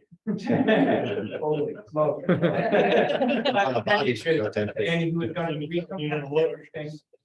in turn, the water company is doing a project that goes up to the school. They're gonna be going up the main entrance, which the water now goes through the parking lot right here. And they are gonna be digging up and eliminating those valves, because they want their valves back. I don't know what they're made out of. But they want them back, so they're gonna be doing some work over here, cutting some holes, which can be patched. And a lot of the curbing on the sides from the Route 12 companies, when you're driving out of the parking lot, they're not plower friendly. They're busted up and they did them by hand. They did not do them with a machine. But anyway, this gentleman, he offered to come in, instead of bringing a grinder in, he'd come in and peel that out, do one lift, put the curbing down and then do the second lift. And put the 1% grade on that side of the building for handicap parking, which that was the first thing he noticed when I brought him into the parking lot. He told me that is not compliant. If we run into a problem, we can't do this, we're gonna have to change handicap parking. Which we'll have to go to the other side of the building because the only way to change grade there is dig up the parking lot. That's the only way to do it. The other side, a little bumpy and everything like that, but we could put handicap parking on the other side. In which in turn with this, we'd be doing all the way to the post office, all the way around and fixing up that at the end where they plan on putting a bus stop. Correct, that's where the bus shelter will be. The bus shelter is gonna be- Um, They're gonna be fixing up the curbing on the edge on the side and making that nice over in that area. This is both sides and up above. No, up above, we did that, 2 years. 2 ago. years ago. The Good. top side was alligators and the water situation up there was horrible, the water coming out of the bank, and so we have to do curbing and everything up there, and that's done all the way down to the bottom of the park. Mhm. Over here. Oh, I just wanted, I didn't mean to talk whisper and No, over no, anybody. and I was just asking him, I thought the handicapped elevator was on this. It side of is. the- It is on that. And that's side. what I was asking him, just so you know. I remember when they first had to do that for ADA compliance on this side of the building, that's why I was like confused when you were talking about the other side. And that's where the handicap parking lot signs are on this side. Yeah, so it makes no sense anyway. But if you're gonna have a company here doing it makes no sense just to do one side and not the other, is my opinion. So, So that Well, has to be and, done. and for the equipment, so even if you say, okay, we're only gonna do one you can side. skip a side, but that would make no sense. But the problem is, it's logistics of equipment, Mhm. Right. and that's why I try to set up some of the contractor paving, because moving that equipment that they move, it costs money for fuel. Mm. So that's why I had a routine for the people to come through town as they went and fix as they went. And when they were done, they were on the Massachusetts border, they could go back to Massachusetts where they came from. Is it actual legal requirement to do one side? Well, we are under stipulation to be ADA compliant, but technically that side is our ADA side. What we need to put on the opposite side is sign saying that handicapped entrance is on the Direct north side. handicap. Correct. So is it requirement on that side? No. Is it a requirement on the Yes. north side? Yes. There's a requirement on either. Either side Either side, technically, either or, would be the smart thing to do. but we only have one side that's handicapped accessible. Well, we're kind of grandfathered in at the moment, is that, I mean, there's no law that says we have to Well, do. they're it. not coming down This- hard, although we no. were just inspected by This, OSHA. this is but- acceptable. That's what I'm getting, that's what I'm getting to. It's not, we're not facing a legal requirement No. here. No. Not at this point, we have not received notice, correct? Just But gonna we move, haven't received notice, they haven't come down hard on us, we've done everything we can to be ADA compliant. As far as having the automatic door openers, we have the signs stating as such. Right. So. We were just inspected by OSHA, so at any point, could we be inspected by another Oh, yeah. regulatory agency? Hmm. So, But. and we did very well with OSHA, by the way. But are we grandfathered in so that, yes, it's in violation, but we don't have, but it's not required to fix it, or is it, oh, when they spot it, they're gonna say, fix it, It's fix it now? best practice to do whatever we can to I make sure. I that think it's only, they- I think it's only, if it's a violation, it's only a violation because that's handicap labeled over there. And it's not ADA accessible. You're So it was- absolutely So correct. that's what I just got out of you. Yeah, Yes, you're absolutely. So if we didn't have a handicap sign over there, we only had handicap signs where the elevator is, so people that are handicapped can use it. It don't make more sense to have them over here. Then we would be legally compliant. Yeah, then we're legally compliant and we're not misleading people by sending them to a place that's not ADA compliant. Gotcha.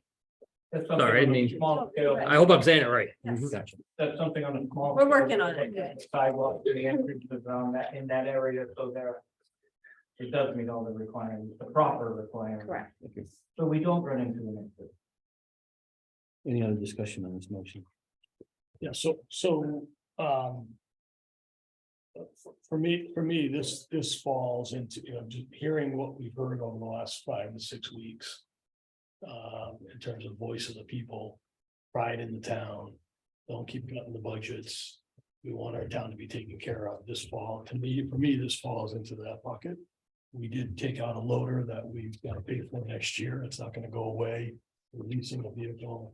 I feel like those were, more responsible cuts. Not that this is irresponsible, but I don't think it aligns with at least what I'm hearing from the voice of the people in town. So this is our town hall, this is our town home, and I think we should do it. Any other discussion? Anything else?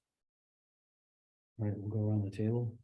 So if this motion passes, it's their motion to remove the 72,856 town hall parking lot project. So voting yes means yes to remove it. Voting no means to not remove it so that it stays in the capital improvement plan.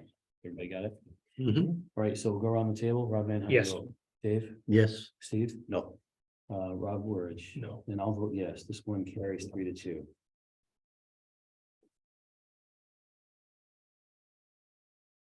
Anything else in the capital improvements plan? Rob, do you have something else in capital? I wanted to just revisit the paving, because I don't think we finished that last week. That's the one at the top of the list. That's correct. Go ahead. The question was, we have a certain amount. Outside of this 578, we have money for paving. What is that number? Yeah, right. 1.4 million. We have 1,400,000. Is that before or after the 587? Before. You're. That's not you're- including 587. You're That's, including some LoCIP funds that we might not have received as. of yes, yet, that's correct. This is from Bill. To At the end of this year, we should have 1,400,000. By July, yes. Correct. And to clarify, we're talking about 578 as opposed to 587. I just want to make sure. Nice. No, I just want to make, just in case. What number are you on? 578. Okay, so that's it. Just wanted to make sure I'm looking at the right, okay. 578. If we were to add the Hey, Dave, did 578, you get this? Dave? No, I don't if we have were to that. add the 578, we'd be at 1978. Right. I wanted to understand of that, and No, I you didn't. can't tell me to the third decimal place I exactly. didn't get this. What would be You have it? consumed I out do. of that Oh, okay. in this year coming up? Joe, do you have your full budget? I know, well, I kind of know it off the top of my head, but why don't you share what you have Well, for this year's construction? for this year, For paving? Yeah. For paving, For paving, just for. excluding the town hall. for paving for this year, That was a part of the I one. have fully reclaimed roads, which consist of Fabian Road, Old Route 12, Plum Road, Park Street, and the fixing up of the park in general, and Norman Hill, which direly needs it because it's all ending up in Woodstock, washing down the hill. The total on that from, and this is not even a state bid, this comes from a Massachusetts company, which is cheaper than the state bid by a landslide. For those roads to be fully reclaimed, dug right up, ground right in, repaved, resurfaced, reshaped, for $889,380. And that's subcontracted, that's contracted out. In the Okay. meantime, that is basically on the west side of town. In the meantime, I'd like to get our crew on the other side of town, working on roads like Old Davis, Town Farm Road, which Town Farm Road will be piece, we have some drainage issues there that we have to cut the road out, Mhm. fix up some drainage. And then sometime in the future, doing Town Farm Road completely over. Mhm. We're kind of looking into money with grants because of the trail system. Roads that go to the trailhead. But I don't know how that's coming through. Roads like Sandam Road and East Thompson Road But those roads, that's for next year, next year's budget. But I don't know how those grants work, and I don't know when they come in. I don't know how we have to use them. A lot of those grants, they like complete drainage removal and things like that. So it's like tearing the whole road completely or replacing all the drainage. I don't know what the cost of that's gonna be. But the roads for this year are those main 5 roads right there that I'd like to do. Do you have a total cost for those, that's gonna be for the shim and pave or? That's, And also chip seal, now you got the chip seal project, which has more roads, correct? which also does have more roads, Mhm. and that's $300,000 in some change. I do not have that paperwork with me I think I might. tonight from the Gorman Group, which I was a contractor was signed and then put off because of weather. And those roads are getting redone. Those are roads that have already been paved, Okay, and basically putting the chip seal and everything on it is the top. so basically what I was talking about last week, Rob, was to take out $239,000 out of the paving budget. That would leave us with 339,562. Bill will probably round that off.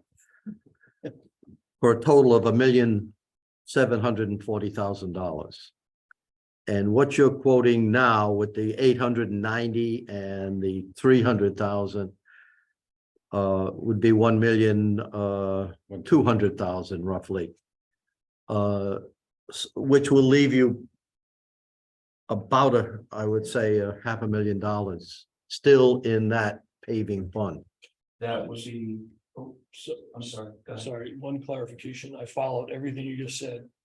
The 890 covered the 5 roads outsourced, the Right. 300 covered the chipping. Right, You mentioned 2 other roads, Lowell Lowell Davis. Davis and Quantic Down Farm. in the future, he said. No. Future was Sandy. As in- The future was Sandam Road and East Thompson. If I get it wrong, jump in. The future was Sandam Road and East Thompson Road. You said LDR and Quantic Town Farm Road would be done by your crew. Correct. That's not for free, because you got my material. Yeah, correct. What's that number? I think that number's missing. And the That Quantic, number I haven't got through yet. and the Quantic Town Farm Road was drainage work, correct?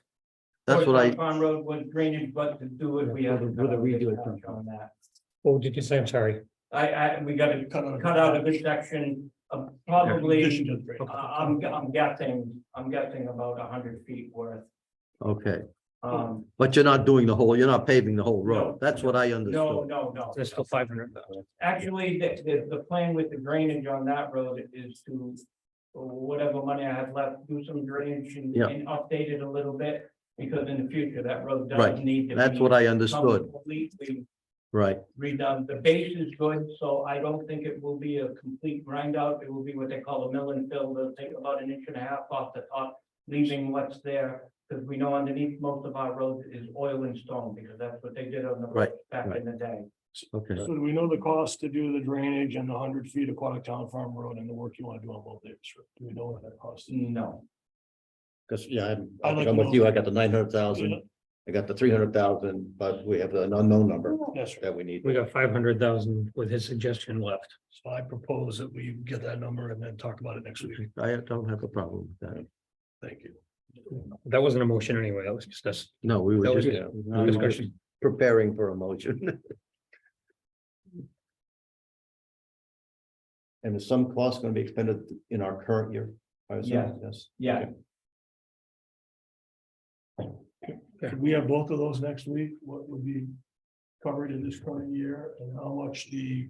How much we cost would need be for to, the stuff that next your year. crew's Yeah. gonna do? Thank you. exactly.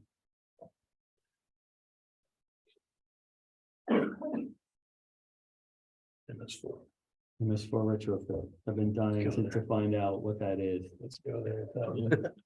That's 8:45. we get tired. That's the water thing, Well, Bert. Joe and I can tag team on this one. It's taken me 3.5 years to fully understand it. The municipal stormwater initiative trickles down from EPA through Connecticut Deep. Sure. And we are lucky enough to fall into that category. And basically, the whole gist of MS4 municipal stormwater has to do with disconnection of stormwater catch basins that expel into water sources. And we do have a lot within our area. It could be rivers, it could be wetlands. So it's really all about the disconnection of stormwater catch basins and leaning more towards natural sheet flow and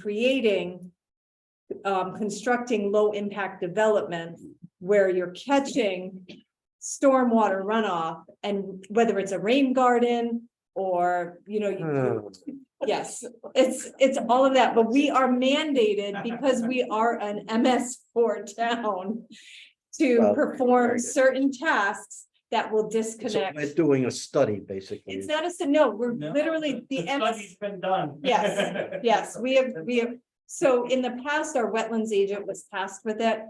Wasn't accomplishing the task. We hired J&D engineers who helped bring clarity and understanding. We are current with all of our reporting, but now the process begins.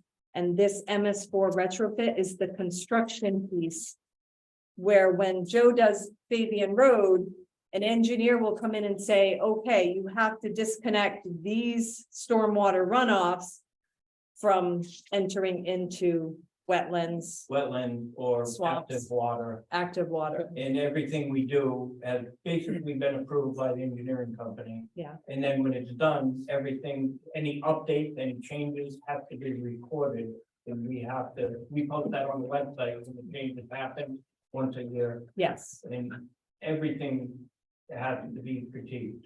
I understand that, but where are you It's gonna put all amazing. this water? Yeah, say, where does it go?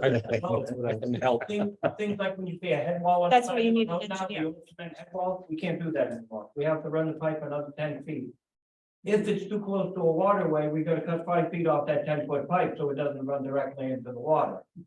There's Okay, Sediment ponds. Sediment ponds, and rip things wrap, like that. Exactly. Exactly, Yeah. exactly. So this piece in particular is the construction piece of that, the Okay. construction cost. In the public works budget, we increase the MS4 for the engineering cost. Yeah. Because that's the phase, this is an unfunded mandate. and plain and simple. this is on Fabian Road. Well, Fabian Road will be one of the targets, Sure. Park Street will be one of the targets. Okay, It's, okay, what we're paving this coming year Anything you're is, doing That's will what fall we're under. working on. No, it's okay. Just want to give. Thank you. I was just gonna try helping Amy describe what it's all about, because the easy way to describe what it's all about is as you drive down 395 everywhere or Massachusetts, no matter what state you're in, the road used to be graded off to the side, so all the water used to run down into all the ponds and swamps. And now you see they have these swales of riprap, just like Dave just said, and these small retention ponds in the middle of the highway. And basically the water just goes there and then it just seeps into the ground, and it lessens the environmental impact of the ponds. Slow for absorption because the ground filter is better than dumping it into pipe. Which pretty much in every town, everything's been designed around dumping it in water courses. That's just how it is. That's Well, how it's always been built. new construction, not so. Yes. And you. Because I was on inland wetlands for 27 years and we were planning this on every new road that went in. And J&D will tell you, do they think this applies to Thompson? No, this is really for the bigger cities where there might be industrial discharges. Sure. But we just fall into it because of where we're located, being right next to the river source. I see. So at the end of the day, what are we tangibly getting for the $50,000? Well, we don't know specifically until we hire the engineer as we're doing road projects. That money that's in the MS4 in the public works budget will be used to hire the engineer to evaluate, to give instruction and design work on how things should be done to 50,000 retrofit. is not gonna Retro. fix the problem. No. No, this will be ongoing. 50,000 is gonna tell us what we need to No. do. It's not- no, that's The construction. retrofit- On The 50. retrofit is a the case by construction, case basis as we're doing the road. Right, yes. So if we do It'll be more road both. work the following year, we're gonna need have Some an more. engineer tell us again how to Right. cap these things. right, 5 correct. feet, cut the pipe. It doesn't end at this point. Yeah, Yeah, it'll be forever. it's a non, It will never Andy. catch up. Right. No. Right, I understand. I get it. and by the time you get to it, Rob, there'll be new regs. This is the first year that we're moving into the construction phase of it. because we're all caught up with our reporting and our data analysis. We don't quite know what the cost is, but we're trying to be proactive and be prepared for what it is. In other words, when I talk to the engineer, I talk really fast.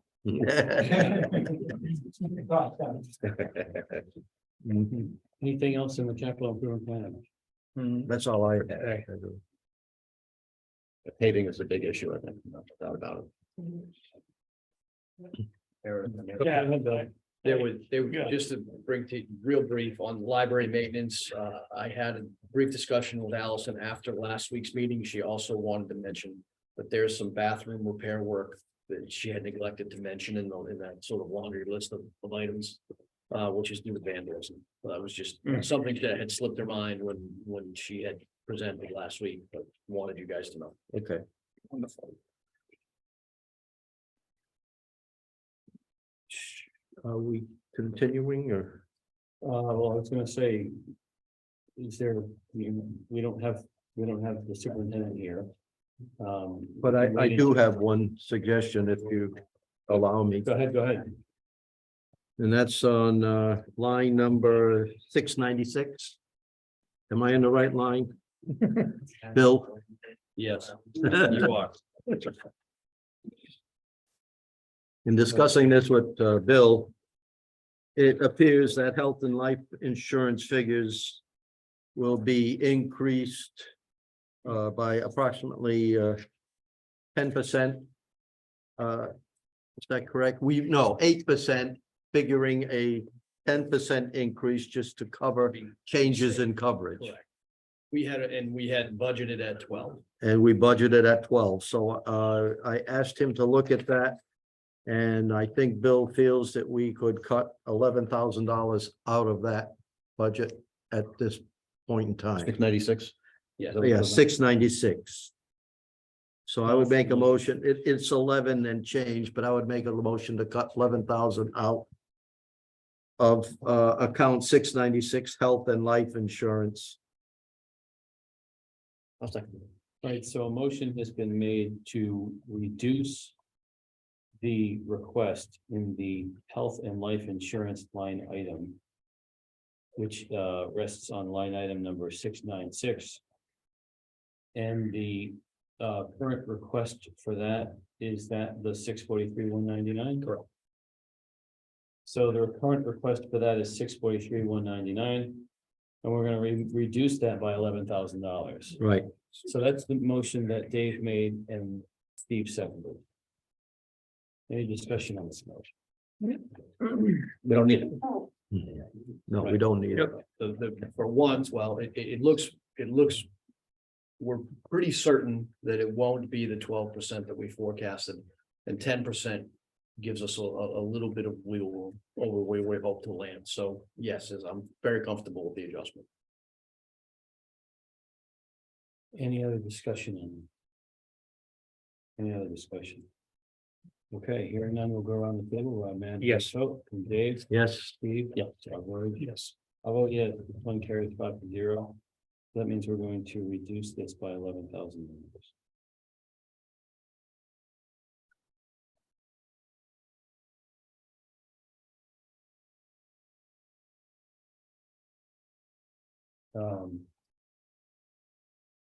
Bill, if it's not too taxing on you, you know where we are in terms of our proposed mill rate at this point, because we did make some changes to the capital improvement. plan. Yes, 28.33. So now we're down to 3.31.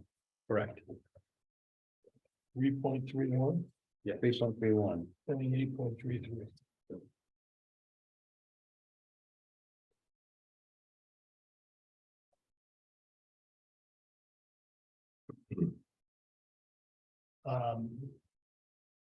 Well, we're open to what you're talking. Yeah. I wanted to just reconnect on Amy's email regarding the revaluation. Yeah. $25,000. We were talking about that last week and it was a little bit unclear if it was a little bit of a savings or a lot of savings. And I read your email and it's quite significant Mhm. what's happening, what Paul's doing. Yeah. Which is really good for the town. Not only in the cost, but the prior process had half of the town revalved every 5 years, which means you're really on a 10-year cycle. Mhm. Yeah. So both of those benefit the town. The cost is down and we're more timely updating the property value in terms of changes, et cetera. So there'll be more of a full impact than a percentage. An of advantage to the Yeah. town and a disadvantage to the homeowner. Not take a chance on homeowner whatsoever. No, I think the homeowners that, I don't view it as a disadvantage. I think the homeowners that made an improvement are making improvements, but there's not an action necessarily. I just wanted to recognize the follow-up and the good work that I think is another way of, saving the town money by not just going through the same $150,000 answer. So then the bottom line here is that right now in the capital improvement plan, reevaluation is for $25,000. And so based on this update or assessment, the feeling is that this is reasonable and necessary. Mhm. Okay. Anywhere else in this budget anybody wants to go at the moment? I'm just thinking, as I mentioned, the superintendent is not here, not feeling well. I have a suggestion that maybe next week we haven't reviewed the revenue yet. Should No, probably but at least- have we had any changes in, you submitted a revenue sheet a couple of weeks ago. Yes. It's actually, You may have been on Zoom.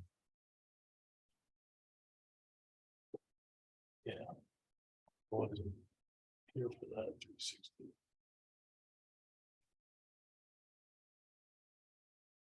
Well, I was gonna suggest that we look at this next week and also go back through any other items that anyone. Well, we want to look Read at it, paving read again. it. We'll get Yeah. some more information Yeah, from Joe on paving. paving. And then maybe look at the Board of Ed the following week. No, what There we is have no following week. Here's what we could do. My understanding is. Finalizing the budget is something that in order for us to meet the timetable. It would need to be done by April 18th. Right? Yeah, well, we could put an ad in the Norwich Bulletin for more. We were hoping for the 13th and Well- had planned a special board of selectmen meeting on the 14th, so. just saying. But I believe. that The 18th The is- 18th was, yeah. I put that in my calendar knowing Yeah, that. was I'm the- not available on the 18th. Right, but that was the Not final. The final. Could we meet on the next Tuesday? You have to. Because we talked about Tuesday meetings. That's at a board. So like, No, where I was going with this was that school vacations next week. I don't know. That's next Haven't been there in a long time. next week. So what does that do? Could be for. I don't have kids in school. I don't have children in school, but it seemed like an odd week to go over the Board of Ed budget when. Unfortunately, that's where it's falling at this point. Yeah. Because no matter what, we Yeah. don't have much time left. No, if theoretically we were to meet next week on Tuesday.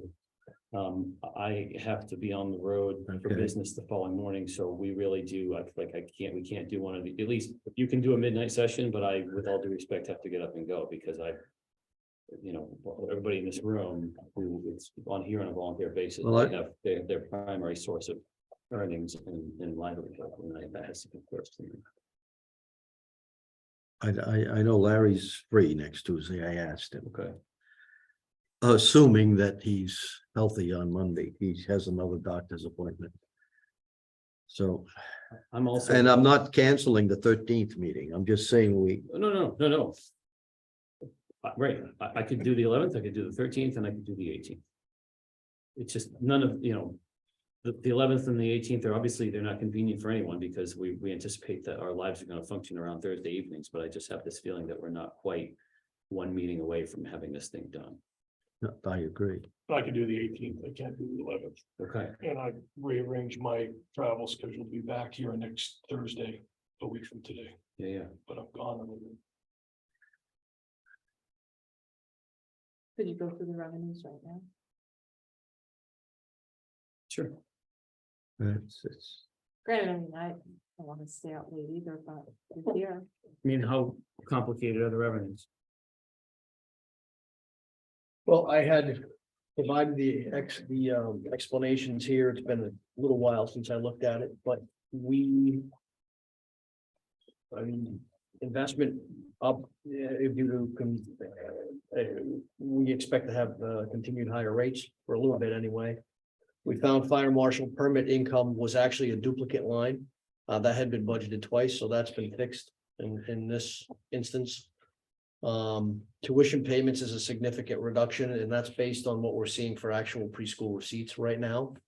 So that's sort of looking at actual real world experience there. Line 11, there's no magnet school transportation being incurred by the Board of Ed this year, so that grant is not available.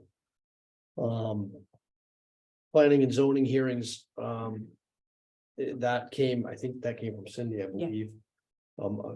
Very little of this actually came out of my brain, so I'm just kind of spitting out what we had heard from our directors, but. Building fees, consistent with what I think we had discussed this last week, and that increase, although stunning, was confirmed with both the tax office and the building office. Transfer station permits, at the time, this was a potential price increase, and that's Well, it's still Sort of under been tabled. discussion, so I'm questioning whether we should even keep it in. But it is still under discussion with the Board of Selectmen. Comparing to other towns, I really thought it would be a no-brainer. But it's met with some questions on the board. So I jumped the gun with thinking that that was something we could anticipate. Does that raise the normal to 100? It's currently 120, it would have made it 150 annually. Significantly less than most other towns by about $100. Does the 235 include the $30 increase, or is it? It included it, so it might be something we want to take out at this juncture. We started discussing it weeks ago, and I thought it would have been an easy thought, and I shouldn't have. Where are we? Nobody wants to pay it, but to pay it taxes, so Early traction against the 200. we're gonna make it. we're right on. Gonna make it 200. Yeah, we're about 194 right now. That was helped very recently by the increase in the fees for third-party trash pickup. That's driven a little blip in late in the year. So what will that look like annualized? What will that look like next year when it's? It's a little blip. It's not that significant. I think the more important thing on this line is that 35,000. There's a real temptation to take $30 and multiply it times the number of passes. We Unfortunately, didn't do that. almost 50% of our population is Seniors. seniors, and they pay half price. So that's why it's. Well, they pay 20% off. I don't think it's half. It's 50% off. It's 50. Yeah. I used to, it used to be. 50% of them are seniors. That was before I was 48%. senior. Wow. When they started that, How long was the scene? this shocked me. When they started it, it was 20-something%. Now it's 48, I believe, was the last number that Lynn gave me. Wow. So that really kind of takes the wind out of that increase. So what do we pay for, what's our transfer station cost? Yeah, I can work up a. No, let's take, Let's take a look at the department.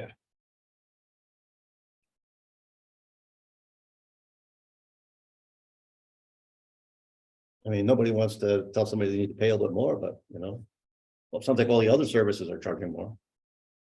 Other towns charge Well, more. Woodstock is way up there. Yeah, we We got $400,000 is what we're budgeting for the transfer station, not counting fringes. I know it's not easy to say your transfer station fee went up a little bit, or $30, but. What I say, I think part of the reason for the sharp increase is it's been 3 years, At least, yeah. at least We'll be 3, moving into the with fourth no year. increase. yeah, that's right. That doesn't help. And now you want to make it 4?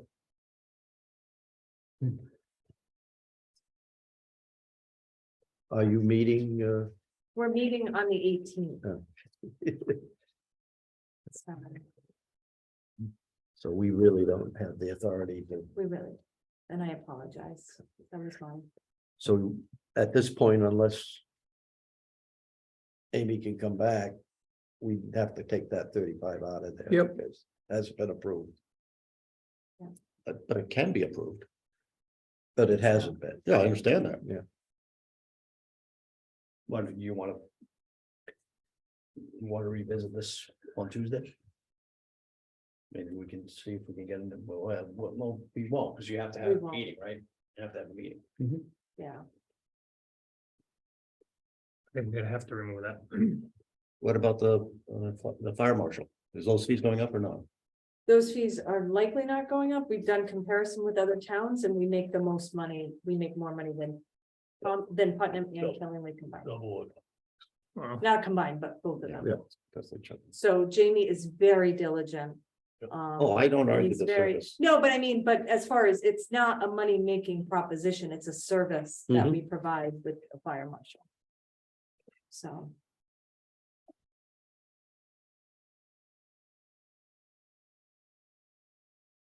So do you have a board of selectmen meeting Tuesday? And Not it- until the 18th.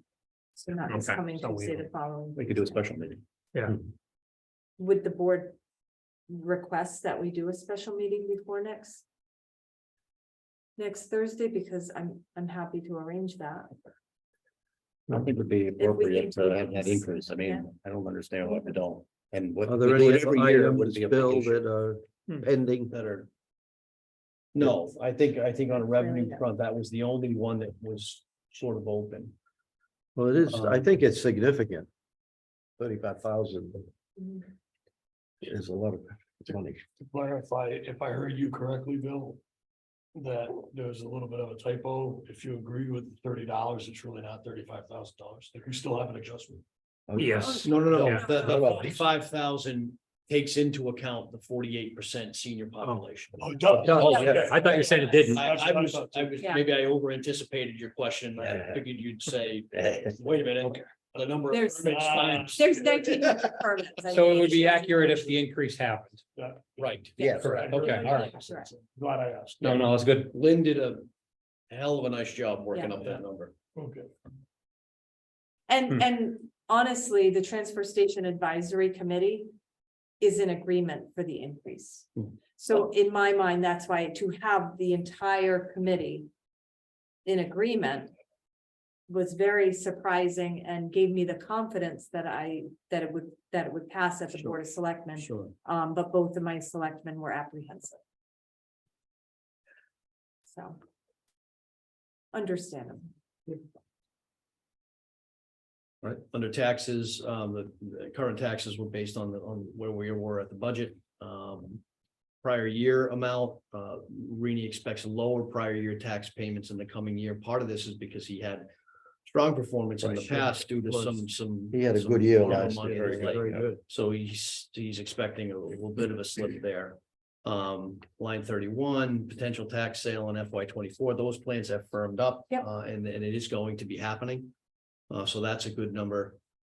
He expects motor vehicle supplements to return to normal levels after a high FY 23 that had something to do with better communication from the DMV that drove a blip there in the past. So once again, this is returning to more normalized levels.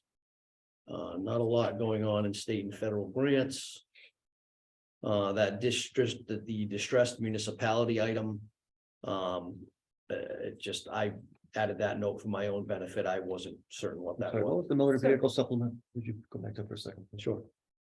So what, that was just, what, do they get a tax credit for their manufacturing business? So because we were in the quarter, in the quarter zone, and as a distressed municipality, when Nutmeg Container purchased the old Narambak facility, they fell into that program. So the state of Connecticut reimburses us for their tax credit at this point as a manufacturer. Got it. And then motor vehicle supplement, if I might. Last year, we collected $309,000. This year, we're going to collect probably 290 or 300. I don't know why we would drop it to 250. It was Rainey's expectation of where he thought the year would be going based on the two strong years prior.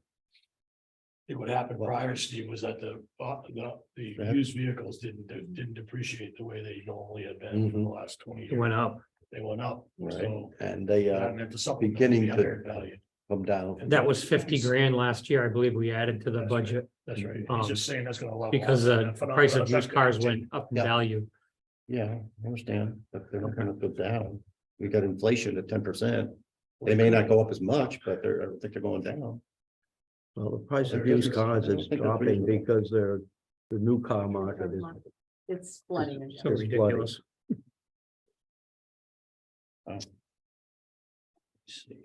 The supplement is for cars that get registered after the grand list is after October 1st. Correct. You think the number of cars is gonna change because it's 2024, or 2025, or 2026? You think that's gonna change? If you'd like, I can revisit it with Rini and then get a better explanation, but We could get Rainey to write out an explanation or come to the next meeting as well. It's really the value. Less people are changing Understand. cars too. The value. I don't think it's gonna go down. When I- I hear you. I The took car one. gets older, it's a bit less. Except the last few years, the values have gone up, so that he's just saying it's gonna normalize, like that phenomenon of used car values going up is gonna end. These are for cars that are Right. purchased after the. It's reached only its cliff. The new ones, Correct. new acquisitions. These are new cars. Could be used. car. No, Oh, it could be, it could and be. it's They could additions be to the used. list. It's It a could be used, purchase could be- ready car. Correct.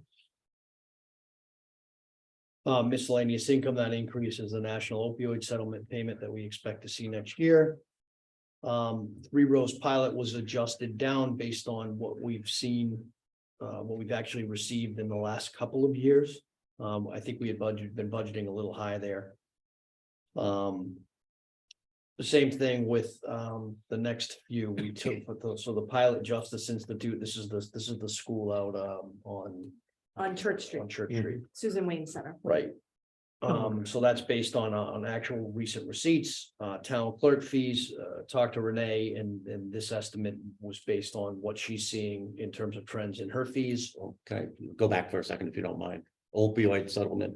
That's very, if I understand it correctly, or I think you told me this, Bill, this is very restrictive as to what it can be used. The town itself isn't gonna use it, right? Right. It's only it's for us going to to be- disperse to Right. disperse to other Right. entities, But we. like right, United Services or something. Exactly. Yep. So that's not, maybe we're calling it income, but it's restricted. So But it's it- not usable, to pave the roads. But then it's technically budget relieving because we can use it to pay for services that we otherwise would have to pay for ourselves. That's. And while it exactly sits in how an I was account, it's considering it. Okay, still making. good. I'm sorry, say. I didn't So follow. the dollars themselves have to get transferred directly to United Services or whatever, but at least that means we don't have to use our own operating resources for it. It's budget relieving. So that's. I'll take it. The problem with that is that if, let's say and I think one of the thoughts is to give 5,000 to Teague. Yeah. Teague has to spend it on opioid stuff. It doesn't help Teague. Doesn't help Teague run its So it binds business. them. It has to add it, they have to add a new program and spend the 5,000 they get. Not necessarily, because it could just be indirectly related homelessness, indirectly related to opioid addiction or drug addiction. So it doesn't have to be directly a program. And that the guidelines are pretty flexible in that respect. It needs to be used for something that impacts the community that's affected by opioid addiction. So. Bill, couple of questions. You mentioned Pilot Justice Institute. Is that under the state? No, They are, that's money that they are paying the town in lieu of taxes. correct. Now, are we at this point receiving money from Marinapolis in lieu of taxes? At one point, we were. I don't think we have, I don't think we are, no. ever since the sewer issue. Because they've taken over a number of homes on the hills, and Yeah. at that time, they were making a payment to the town. Is that's not listed here someplace, Mary? No. Okay, Just curious. Good question. likely because we haven't received it Good question. in the last few years. Mhm. I do remember seeing that years ago. Yeah, it was there. Right, no, I agree. And. Turtle Lot Fund is, there's nothing for this year because there's no room in the account for a withdrawal. that's that just an in and out, That's a so it wash. really doesn't affect much. Right. So that means we've just eliminated on the expense side, what used to be there, Right. meaning there's no more 250 to pull, but then we're eliminating 250 spent. on In the stuff, right? transfers, right. So if the board would like, I can arrange a special meeting to discuss the transfer station fees. If you're willing to do that, that would be wonderful. Helpful. I'll probably shoot for Wednesday. Thank you. Yeah. Appreciate that. Very much.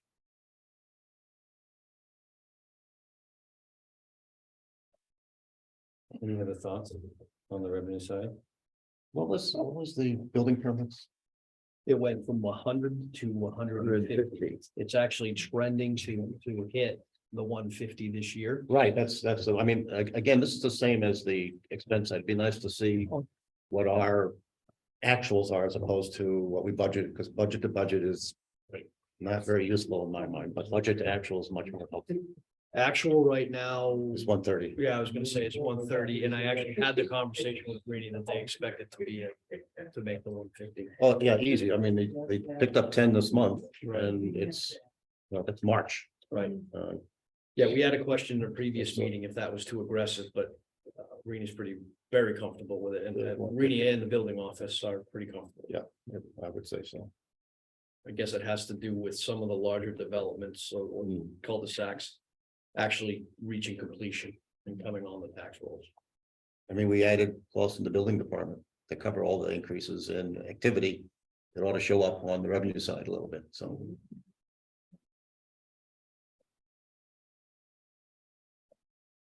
Anything else on the revenue side?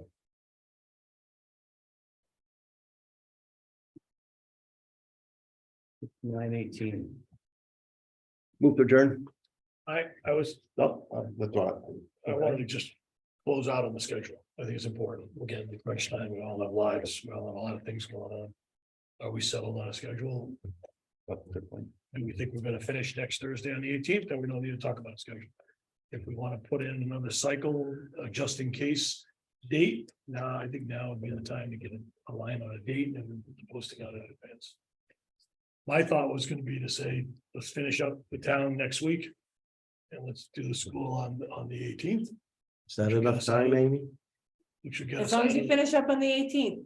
which should get us out of the school. Night of the vacation. 18th, but okay. Yes, But I'm open to.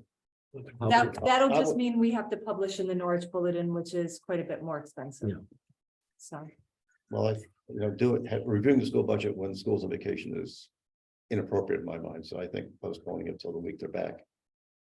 Will you guys be back on the 18th? I texted Melinda, but she's probably gone to bed. She's sick. School vacation is the 10th, is this coming week, the 10th, so they go back in session on the 17th. So they'll be back, okay. Yeah. That was better. I think that's fair. 13.18. The 13th. 18th. That's my The proposal. school? That's my proposal, but I'm one of six. so- Leaves us one day. I can do 13. Because there's no days, it's the last day. Yeah, I know. That's what I'm saying. But the other choice is to do it. were you not available on? I'm here, that's our scheduled meeting. I'm available on our Oh. scheduled meetings. Yeah. No, it's Tuesday. The 13th is our It's scheduled meeting. The 11th, 18th I will be a wasn't. new meeting. I have. Oh, okay. It's Tuesday, it's a Did you Tuesday, catch that? 18th. 13 Tuesday, the is already. Ooh. 18 will be there, Let me yeah. look. I can do 13.18. I think I'm okay. Rob, you said you weren't available. No, I can do 13, 18. You can't do 11. I can't do Okay. 11, 18. Or 11, 13. You can do the I 18th? can do 13. Yeah, I have a meeting on the 18th. So I'd have, depending on the agenda there, which could be critical, I have, Okay, I got a text back from Danielle. Melinda would be available on the 18th at 7. There you go. 13.18. Works out good for everybody. Dave's not available. Except for Dave. well, I'd have to You need a take motion a look for at the agenda for that evening. Oh, it's a maybe then, It's a maybe. okay. But I think. we've Which gotta do it meeting with I schools in attend. session. And magical about a Tuesday, 13, 17. Do it Monday. 13, 17. Oh, yeah, I'm sorry, yeah. Yeah. 13. Yes. The selectmen's office let us know today that the 17th is available. This room can be available. Okay. She needs to know, so she can move what is scheduled for this room upstairs. Okay. This room can be available. this would have been the conservation meeting on Monday, and the 18th would have technically been my Board of Selectmen meeting, but I would have canceled it if you chose that. So on Monday, I'll be on my way back from Eastern Pennsylvania. I could, so we could say 13, 17, 18. So that way, if it's just, I mean, I can log in from the car. I don't know if I'll be of much use to anyone. We could do that. It's just I'll physically be in my car driving. Appreciate that. But Well. why don't we schedule it, and if we don't need it, then great. Well, why don't we check 18 Yeah. first, because that seems to be a better date. That works. Well, I don't know. My agenda won't come out until end of next week, so I have no idea what's on it. That's the Board of Trustees at Roseland. I mean, so we know we're gonna meet on the 13th. And we And can just that's- say, we're We're in a we figure we're fundraising. probably gonna have to thing. meet either the 17th or the 18th or Right. both. Right. Well. I won't be here. On which days? She will be here the 18th, available the 18th. Right. Yeah. Is 17th a possibility, or do you know? I don't know, Danielle's on Zoom. We can figure it I out. don't know. Yeah, sure. Unless you have another conflict. I'm available the 17th, it's a Monday, but Send them that. Aaron, you're not. I can log in on my phone. I just don't know if I'll be much help. Yeah, Oh, it's an important meeting. I Yeah, think but- we I need can't to remember the all meeting. It's important. make an effort to be here, Back by 7:30. because we're wrapping it up. She has 6 o'clock on the. Do a hybrid. Pardon me? Melinda's available at 6 o'clock on the. Part of the meeting here. Exactly. Well, let's Decide on the 13th, decide on the 13th and see where we are at. but we should. I'll hold both of those. I'll just both of those Yeah. dates. Just be flexible. Their motion to adjourn. Thank you, John. You got the motion? Second one. So Yeah. Steve's got the motion. Thank you. And Rob Word says a second. I need to make a motion. I had 2 meetings tonight too. I didn't forget about you. All right, so all in favor of adjourning signify by saying aye. Aye. Anyone opposed? Anyone abstained? Time is now 9:23. Thank you, everyone. We'll see you John next week. canceled it. He was. Ah, Oh, I see. The other meeting.